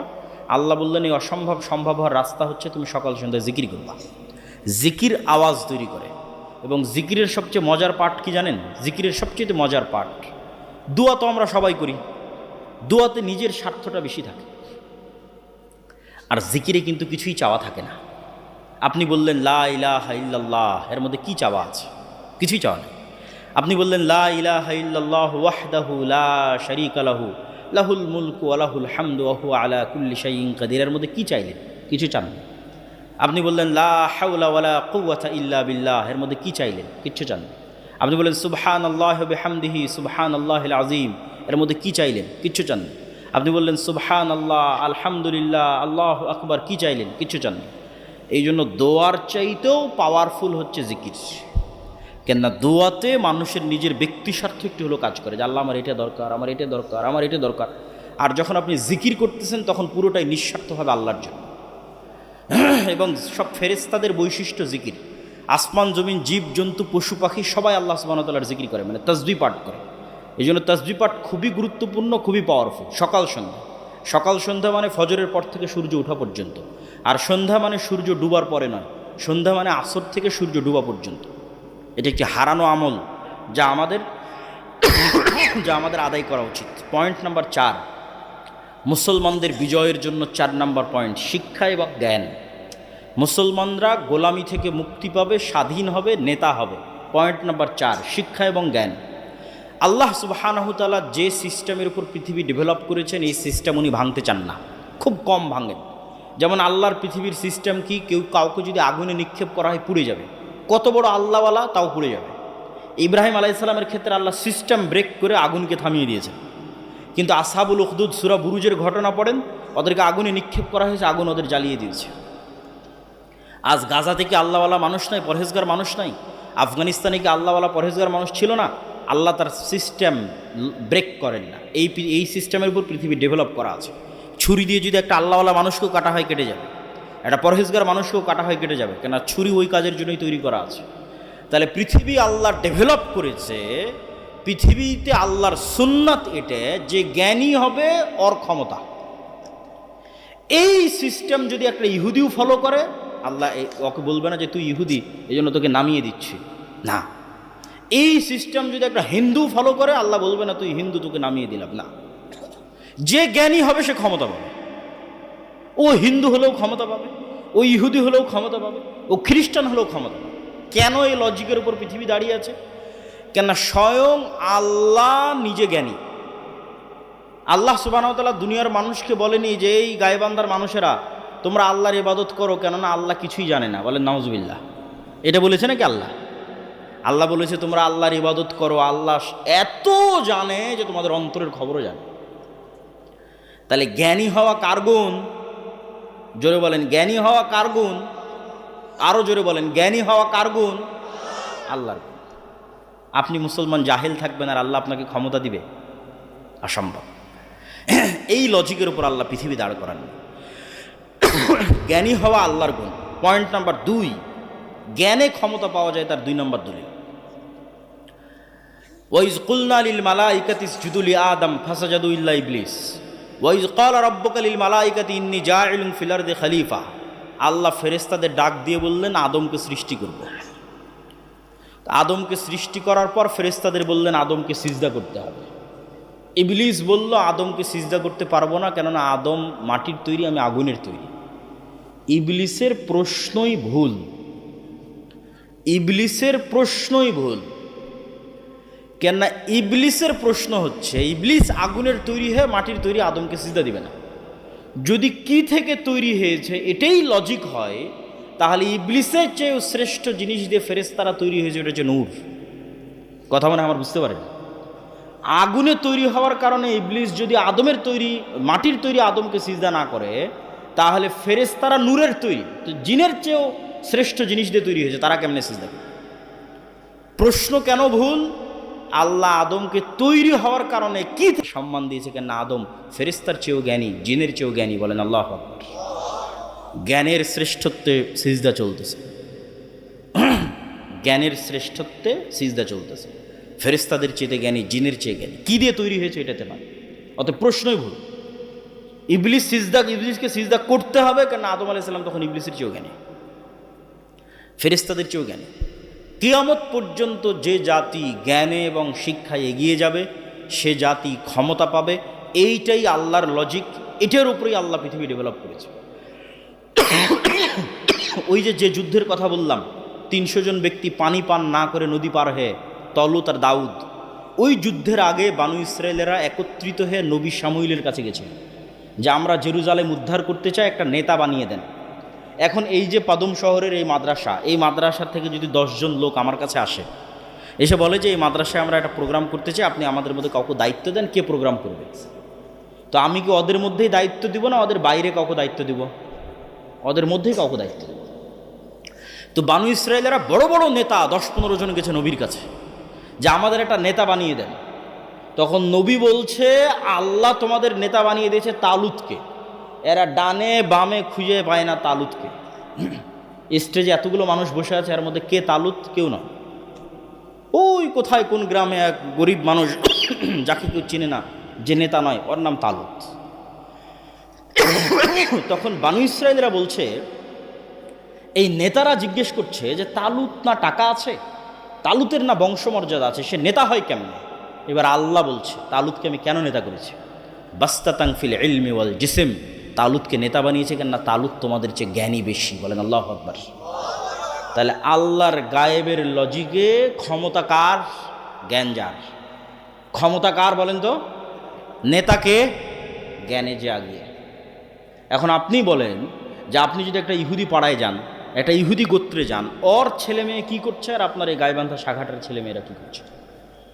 গাইবান্ধা শাখাটার ছেলেমেয়েরা বিড়ি, সিগারেট, জুয়া, নেশা, মদ, তামাক, তারপরে free fire, PUBG, TikTok, Facebook, এমন কোনো সময় নষ্টের রাস্তা নাই যে সময় নষ্টের রাস্তা এরা সময় নষ্ট করতেছে না। তাহলে এরা নেতা হবে না গোলাম হবে? গোলাম হবে। আর ও যদি ইহুদিও হয়, ও যদি হিন্দুও হয়, জ্ঞানের পিছনে সময় দিচ্ছে, পৃথিবীর নেতৃত্ব আর। এই লজিকের উপরে আল্লাহ পৃথিবী তৈরি করেছে, এটার উপরেই পৃথিবী দাঁড়িয়ে আছে। অতএব জ্ঞানী হওয়া ছাড়া কোনো রাস্তা নাই, জ্ঞানী হওয়া ছাড়া কোনো রাস্তা নাই। আপনি ঢাকা বিশ্ববিদ্যালয়ে যান, যখন ফুটবল বিশ্বকাপ হবে গোটা ঢাকা বিশ্ববিদ্যালয় মিলে বড় স্ক্রিন লাগিয়ে ফুটবল খেলা দেখবে, এরকম একটা রেকর্ড আপনি অক্সফোর্ড, ক্যামব্রিজ, হার্ভার্ড ইউনিভার্সিটির এনে দেবেন। তাহলে নেতা ঢাকা বিশ্ববিদ্যালয়ের ছাত্ররা হবে বিশ্বের, না নেতা অক্সফোর্ড ক্যামব্রিজের ছাত্ররা হবে? অক্সফোর্ড ক্যামব্রিজের ছাত্ররা। কেন? ওরা ওদের সময়কে জ্ঞানের পিছনে লাগাচ্ছে। আর ইহুদিরা এটাই চায় যে দুনিয়ার মানুষ যত নেশাগ্রস্ত থাকবে তত এদের কন্ট্রোল করা সহজ। এই গাইবান্ধার শাখাটার সব মানুষ যদি নেশাগ্রস্ত হয়, এদের কন্ট্রোল করা সহজ না কঠিন বলেন তো? অনেক সহজ। সারা পৃথিবীর সব মানুষ যদি এরকম নেশা জুয়ায় মত্ত থাকে, এরা তো গোলাম, অটোমেটিক গোলাম। এদের নিজস্ব, এরা হচ্ছে জম্বি বলে, যে এক প্রকার জম্বি প্রাণী, জম্বি ভাইরাস, যার নিজস্ব কোনো স্বাধীন চিন্তা শক্তি নাই, ও অন্যের দ্বারা কন্ট্রোল হয়, চলতেই থাকে, বুঝে না আগে পিছে কী আছে। এই জম্বি প্রাণীর মতো প্রাণী হয়ে যাবে এরা। টিকটক, ফেসবুক, ইউটিউব, জুয়া, মদ, নেশা, তার জীবনের কোনো লক্ষ্য উদ্দেশ্য আছে, কিছু করতে হবে, এগুলো না, পরিপূর্ণরূপে গোলাম, অন্যের দ্বারা কন্ট্রোল। তাহলে এইরকম একটা কম দিয়ে, এরকম একটা জাতি দিয়ে আপনি কোনোদিন স্বাধীন হতে পারবেন না। গোলামির জিঞ্জির ভাঙতে হলে জ্ঞান এবং শিক্ষার মাধ্যমে গোলামির জিঞ্জির ভাঙতে হবে। অতএব যে কোনো মূল্যে জ্ঞানের চর্চা বাড়াতে হবে। যতজন এখানে উপস্থিত হয়েছে, কয়জন বই পড়ে? কয়টা মা এবং বোনেরা বই পড়ে? নিজের বাড়িতে বই পড়ার ডেস্ক তৈরি করতে হবে। অজানাকে জানার আগ্রহ তৈরি করতে হবে। খাবারের টেবিলে যেমন কয়েক আইটেমের খাবার থাকে, আজ এটা ভালো লাগছে না তো কাল ওইটা, এরকম কয়েক আইটেমের বই থাকবে, আজ এটা ভালো লাগছে না তো ওইটা, ওইটা ভালো লাগছে না তো ওইটা, কিন্তু জ্ঞানের রাস্তায় এগিয়ে যেতে হবে। যুবক সমাজ যারা উপস্থিত আছে তাদেরকে জ্ঞানের পিছনে সময় দিতে হবে। এই পুরো ফেসবুককে ডেভেলপ করা আছে, পুরো টিকটককে ডেভেলপ করা আছে, কোটি কোটি টাকা এর পিছনে ব্যয় করা আছে। শুধু এই সাইকোলজিক্যাল যারা সায়েন্টিস্ট, মানসিক বিজ্ঞানী যারা, ওদের পিছনে কোটি কোটি টাকা বেতন দিয়ে নির্ধারণ করা আছে যে কোন কালার, কোন ফিচার মানুষের সময়কে বেশি টেনে রাখতে পারবে, ওই কালার, ওই ফিচার কোনটা বের করো। তখন দেখবেন যে সব নীল কালার, কেননা তারা গবেষণা করে বের করেছে যে নীল মানুষের ব্রেনকে বেশি অ্যাট্রাক্ট করতে পারে। সেটা এখন টুইটার হোক, সেটা ইনস্টাগ্রাম হোক, সেটা এখন কী বলে ওর নাম ফেসবুক হোক। তারপরে ফিচার, এই যে নিউজ ফিড এমন একটা ফিচার যা ঘন্টার পর ঘন্টা মানুষের মনোযোগকে টেনে ধরে রাখতে পারবে। তাহলে সময় নষ্ট মানে জ্ঞান অর্জন করতে পারছেন না, জ্ঞান অর্জন করতে পারছেন না মানে গোলাম তৈরি হচ্ছে। ইহুদিরা এটাই চায়। ওই খ্রিস্টানরাও পৃথিবীর লজিক বুঝে না। খ্রিস্টানরাও 5 দিন ইনকাম করে 2 দিন মদের বার, জুয়ার পাব হচ্ছে খ্রিস্টানদের অভ্যাস। 2 দিনের টাকা উপার্জন করে 5 দিনের টাকা উপার্জন করে মদের বারে, জুয়ার পাবে আর গার্লফ্রেন্ডের পিছনে খরচ করে শেষ। তাহলে ওই খ্রিস্টানকেও কে কন্ট্রোল করতে পারবে? ইহুদিরা। এবং কন্ট্রোল করতেছে, অলরেডি কন্ট্রোল করতেছে। নেশাগ্রস্ত মানুষ কোনোদিন স্বাধীন নয়, জুয়ায় আক্রান্ত মানুষ কোনোদিন স্বাধীন নয়, সময় অপচয় করে এরকম মানুষ কোনোদিন স্বাধীন নয়। এই জন্য আমাদের কোরআন শুরুই হয়েছে ইকরা বিসমি রব্বিকাল্লাযী খালাক দিয়ে। আল্লাহ নিজে জ্ঞানী, আদম আলাইহিসসালাতু ওয়াসসালাম জ্ঞানী, মুহাম্মদ সাল্লাল্লাহু আলাইহি সাল্লাম জ্ঞানী। বক্তব্যের শেষের দিকে এসে আপনাদেরকে সামারি করি, সারমর্ম করি। মুসলমানেরা গোলাম আছে, স্বাধীন হতে চায়, নেতা হতে চায়, বিশ্বকে শাসন করতে চায়। 4টা গুণ লাগবে। ইমান বিল গায়েবে ইয়াকিন লাগবে। গায়েবী মদদ কিভাবে পাওয়া যাবে তার লজিক সম্পর্কে জানতে হবে। পয়েন্ট নাম্বার 2, নেতা হওয়ার যে বীজ এটা বপন করতে হবে। সেটা হচ্ছে সত্য বলা শিখতে হবে। আজকে এখান থেকে ওয়াদা করে যাবেন, নিজেরা জীবনে কোনোদিন আর মিথ্যা বলবেন না। 2 নাম্বারি করে অর্থ ইনকাম করবেন না। 2 নাম্বারি দুর্নীতি করে মানুষকে ধোকা দিয়ে 1 টাকা উপার্জনের চেষ্টা করবেন না। তাহলে আপনি নেতা হবেন, আপনার ছেলে নেতা হবে। অন্যথায় আপনি গোলাম, আপনার ছেলে গোলাম, এই জাতি গোলাম। একটা প্রজন্ম লাগবে যারা ইমান বিল গায়েবে ইয়াকিন রাখে। একটা প্রজন্ম লাগবে যারা শতভাগ সত্যবাদী, শতভাগ আমানতদার, ন্যায়পরায়ণ এবং ধৈর্যশীল। 3 নাম্বার, একটা প্রজন্ম লাগবে যারা শুধু সালাত, 5 ওয়াক্ত সালাত নয়, রাতের সালাতেও অভ্যাসী। যারা শুধু 5 ওয়াক্ত সালাত নয়, সকাল সন্ধ্যার জিকিরও অভ্যাসী। কেন? গায়েবের মদদকে টেনে নিয়ে আসার মাধ্যম লাগবে। 4 নাম্বার, জ্ঞান এবং শিক্ষায় এগিয়ে যেতে হবে।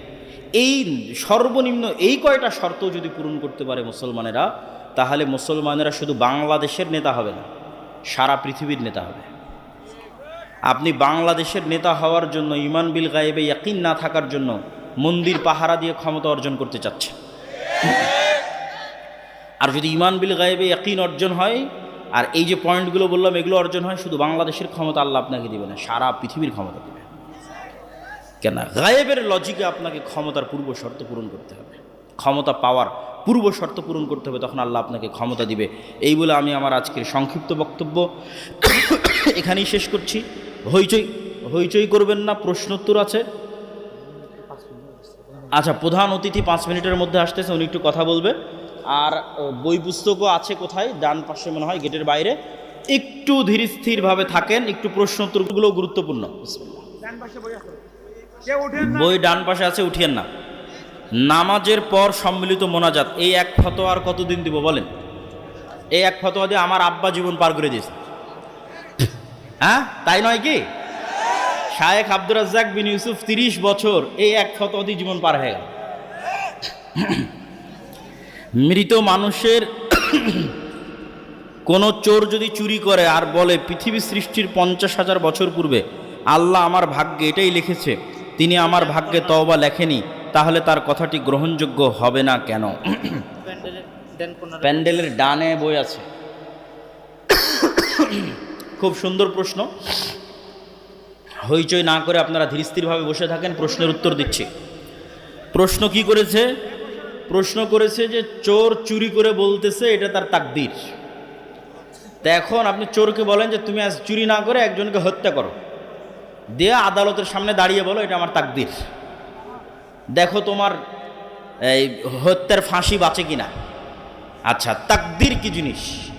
মানুষ তাকদীর সম্পর্কে জানেই না। তাকদীর মূলত আল্লাহর জ্ঞান। তাকদীর মূলত আল্লাহর জ্ঞান। আমার সাথে বলেন তো তাকদীর কি? তাকদীর আল্লাহর জ্ঞান। আমরা মনে করি লিখিত জিনিস, এটা তো অনেক পরে। এটা তাকদীরের 2 নাম্বার স্টেপ। আল্লাহর যে বিশাল জ্ঞান আছে, মহাসাগরের চেয়েও সীমাহীন অসীম জ্ঞান, সেই জ্ঞান থেকে শুধুমাত্র অল্প একটু, যেটাই আসমান, জমিন, পৃথিবী মানুষ জিন এই রিলেটেড, ওইটা আল্লাহ পৃথিবী সৃষ্টির 50,000 বছর আগে লাউহে মাহফুজে ট্রান্সফার করে দিয়েছে আল্লাহর অসীম জ্ঞান থেকে। তাহলে লাউহে মাহফুজের সাথে এই সমগ্র পৃথিবী এমনভাবে কানেক্টেড যে এখানে একটা গাছের পাতা পড়লেও সেটা লাউহে মাহফুজের সাথে কানেক্টেড। সারা পৃথিবীর কেন্দ্রীয় ডাটা সার্ভার, আসমান জমিন এবং তার মধ্যে যা কিছু আছে তার সেন্ট্রাল ডাটা সার্ভার হচ্ছে লাউহে মাহফুজ। এই লাউহে মাহফুজ থেকে এক বছরের ডাটা ফেরেশতাদের কাছে হস্তান্তর হয়। লাইলাতুল কদরের রাতে ফেরেশতাদের কাছে 1 বছরের ডাটা হস্তান্তর হয়। তাহলে লাউহে মাহফুজে যে তাকদীর লিখিত আছে এটা আল্লাহর জ্ঞান। এবার মানুষ যখন যে কাজ করবে সেই কাজ সে স্বেচ্ছায় করবে। আপনি যেমন একটা গেম যখন ডেভেলপ করেন, একটা সফটওয়্যার যখন ডেভেলপ করেন, ওখানে ফাংশনগুলো যখন ক্রিয়েট করেন, এই ফাংশনগুলো এক প্রকার তাকদীরের মতো, কিন্তু আপনি এটা জানেন না যে কে কখন কোন ফাংশন গ্রহণ করবে। কিন্তু যে ফাংশনে গ্রহণ করুক না কেন, সাথে সাথে ওইটার ইমিডিয়েট ফিডব্যাকও সে পাবে, ইমিডিয়েট রেজাল্টও সে পেয়ে যাবে, কেন ওটা আগে থেকে সেট আপ করা আছে। কিন্তু আপনি এটা জানেন না যে আমার কোন প্লেয়ার গেম খেলার সময় কোন ফাংশনটা অ্যাকসেপ্ট করবে, এটা জানেন না। তো আল্লাহর জ্ঞান এত অসীম, উনি একে তো পৃথিবী একটা সিস্টেমের উপর ডেভেলপ করেছে, একটা তাকদীরের উপর ডেভেলপ করেছে, আবার কোন মানুষ কোন অপশনটা অ্যাকসেপ্ট করবে এটাও আল্লাহ জানেন, কিন্তু মানুষ ওই অপশনটা অ্যাকসেপ্ট করবে স্বেচ্ছায়। মানুষ তার পুরো শরীরের সকল শক্তি সকল ক্ষমতা ব্যবহার করতেছে আল্লাহ সুবহানাহু ওয়া তাআলার অনুমতিতে, কিন্তু ব্যবহার করতেছে নিজের ইচ্ছায়। ইসলামী পরিভাষায় কারো অনুপস্থিতিতে অন্যের নিকট এমন কোনো কথা বলা যা শুনলে সে মনে কষ্ট পাবে, তাই গীবত। তাহলে কোনো আইনজীবী বা কোনো ঘটক যদি আমাকে কোনো ঘটনা সম্পর্কে জানতে চাই, তাহলে কি গীবত হবে? মুসলিম ভাইয়ের কল্যাণে, মুসলিম প্রতিষ্ঠানের কল্যাণে, মুসলিম দেশের কল্যাণে দোষ ত্রুটি বলা যায়।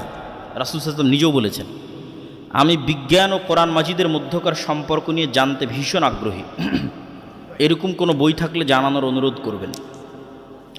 প্রশ্নটি একজন হিন্দু গবেষকের। তিনি বলেন, ইসলাম ধর্ম বলে ধ্যান করা নিষেধ, কিন্তু হযরত মুহাম্মদ সাল্লাল্লাহু আলাইহি ওয়াসাল্লাম গুহায় কেন গিয়েছিলেন এবং সেখানে তিনি কিভাবে আল্লাহর উপাসনা করতেন? সম্মানিত উপস্থিতি, সকল নবী সালাত আদায় করত। সালাত আদায়ের ধরনে পার্থক্য হতে পারে। ঈসা আলাইহিস সালাম যখন মায়ের পেট থেকে প্রথম কথা বললেন, মায়ের কোল থেকে যখন প্রথম কথা বললেন, তখন প্রথম কথার মধ্যে ঈসা আলাইহিস সালাম বললেন, ওয়াউসানি বিসসালাতি ওয়াজ যাকাতি মা দুমতু হাইয়া। আল্লাহ আমি ঈসা আমাকে আদেশ দিয়েছে আমি যেন মরা পর্যন্ত সালাত আর যাকাত আদায় করি। তাহলে ঈসা আলাইহিস সালাম মায়ের পেট থেকে কোল থেকে বলতেছে যে তাকে আল্লাহ কিসের আদেশ দিয়েছে? সালাতের।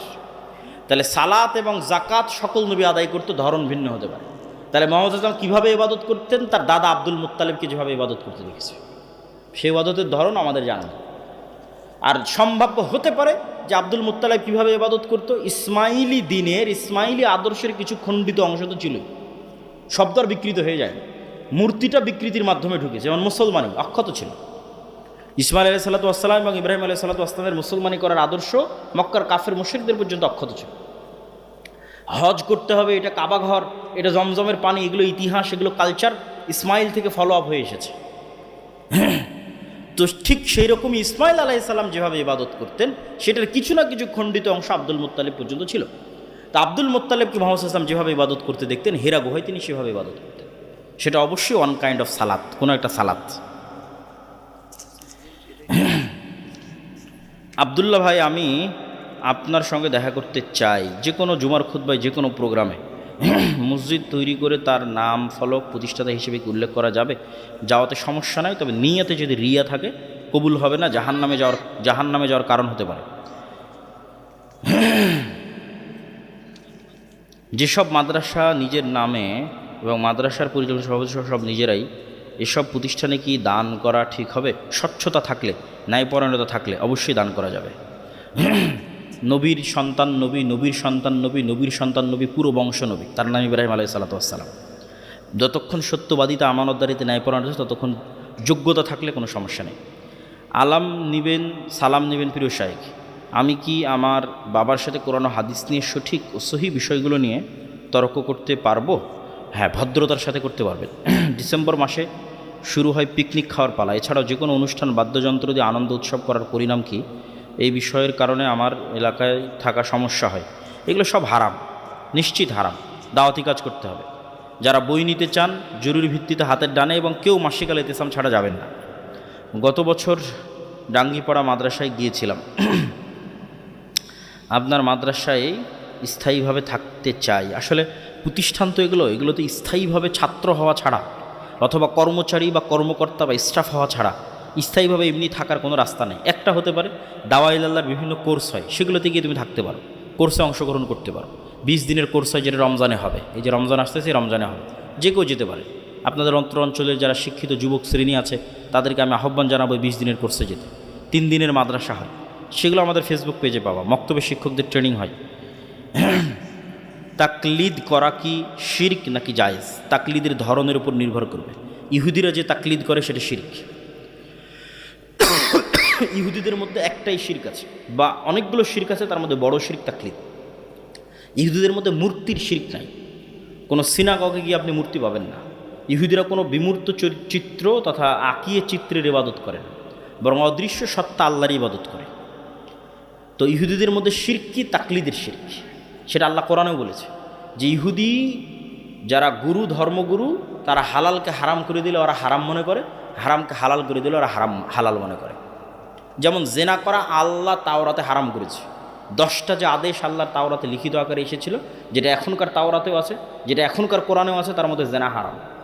তখন ইহুদি এই ধর্মীয় প্রধান যদি বলে যে মুসলমান অমুক দেশের অমুক নেতাকে ফাঁসানোর জন্য আমাদের একজন গোয়েন্দা মহিলা কর্মীর জেনা করা হালাল, তোরা মনে করবে এটাই ইবাদত, বলে নাউজুবিল্লাহ। অথচ আল্লাহর পক্ষ থেকে হারাম করা আছে, এখনকার তাওরাতে হারাম করা আছে। এই তাকলিদের নাম শিরক। আর যদি দলিল ভিত্তিক আমি একজন আলেমের অনুসরণ করছি বা একটা প্রতিষ্ঠানের কথা অনুসরণ করছি দলিল সহ, সরাসরি আমার যতক্ষণ জ্ঞান আছে হালালকে হারাম মনে করা, হারামকে হালাল মনে করার এই ক্ষমতা আমি তাকে দেইনি, ততক্ষণ কোনো সমস্যা নেই। সেটাকে আসলে তাকলিদ বলে না, ওইটাকে আলেম ওলামারা ইত্তেবা বলেছে। উসমান রাদিয়াল্লাহু আনহু থেকে প্রচলন যে জুমার সালাত দ্বিতীয় আজান, এই বিষয়ে কি বলবেন? যারা জুমার সালাতে দ্বিতীয় আজান দেন তারাও একমত যে দ্বিতীয় আজান মুহাম্মদ সাল্লাল্লাহু আলাইহি ওয়াসাল্লামের সুন্নাত নয়। পয়েন্ট বুঝেন। যারা জুমার সালাতে দ্বিতীয় আজান দেন বা দেওয়ার পক্ষে, তারাও একমত যে দ্বিতীয় আজান কার সুন্নাত নয়? মুহাম্মদ সাল্লাল্লাহু আলাইহি ওয়াসাল্লামের সুন্নাত নয়। তাহলে তারা খোলাফায়ে রাশিদিনের সুন্নাত হিসেবে সেটাকে ধরে থাকতে চান। আর আমরা মনে করি রাসূল সাল্লাল্লাহু আলাইহি ওয়াসাল্লামের সুন্নাত বেশি প্রাধান্যপ্রাপ্ত।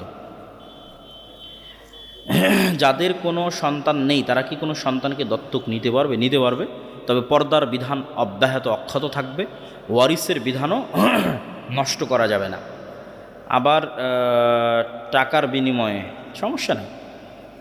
কত মদিনায় যাওয়ার সুযোগ আছে? জামিয়া সালাফিয়া থেকে মদিনায় যাওয়ার সুযোগ আছে। জামিয়া সালাফিয়ার সাথে মদিনা ইসলাম বিশ্ববিদ্যালয়ের মওয়াদালা হয়েছে।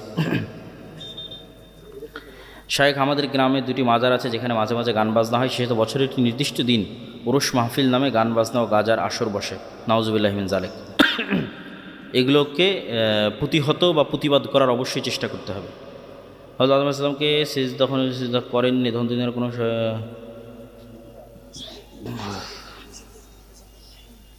শায়েখ দুনিয়া ধ্বংস হওয়ার পর, বিচার শেষ হওয়ার পর কি আবার দুনিয়ার মতো মানুষ একত্রে বসবাস করবে? দুনিয়া ধ্বংস হওয়ার পর, বিচার শেষ হওয়ার পর জান্নাতে মানুষ যা চাইবে তাই পাবে।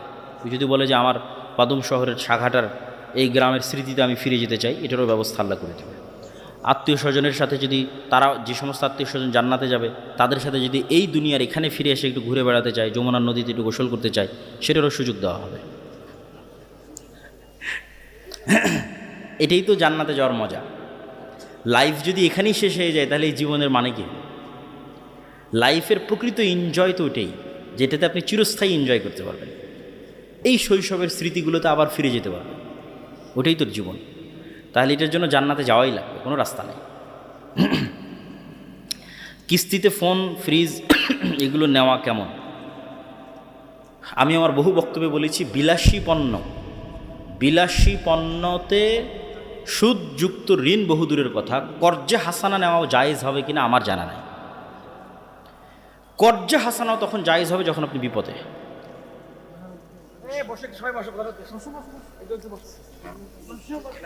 হুজুর আসসালামু আলাইকুম, ব্যাংকে টাকা রেখে মুসলিম সভাপতি হওয়া যাবে? ব্যাংকের টাকা থেকে যদি সুদ না নেয় সমস্যা নেই। ইল্লাল্লাহ এটা কোনো জিকির নয়, লা ইলাহা ইল্লাল্লাহ পুরোটাই জিকির। এত প্রশ্নের উত্তর দেওয়া যাবে না। তো ঠিক আছে, আমি প্রশ্ন উত্তর শেষ করে দিতে চাচ্ছি। হয়তো আজকের অনুষ্ঠানের যিনি প্রধান অতিথি তিনি উপস্থিত হয়েছে, তার জন্য আমি স্টেজ ছেড়ে দিচ্ছি। আপনারা সবাই বৈঠক শেষে দোয়া পড়েন, সুবহানাক আল্লাহুম্মা ওয়া বিহামদিকা আশহাদু আল্লা ইলাহা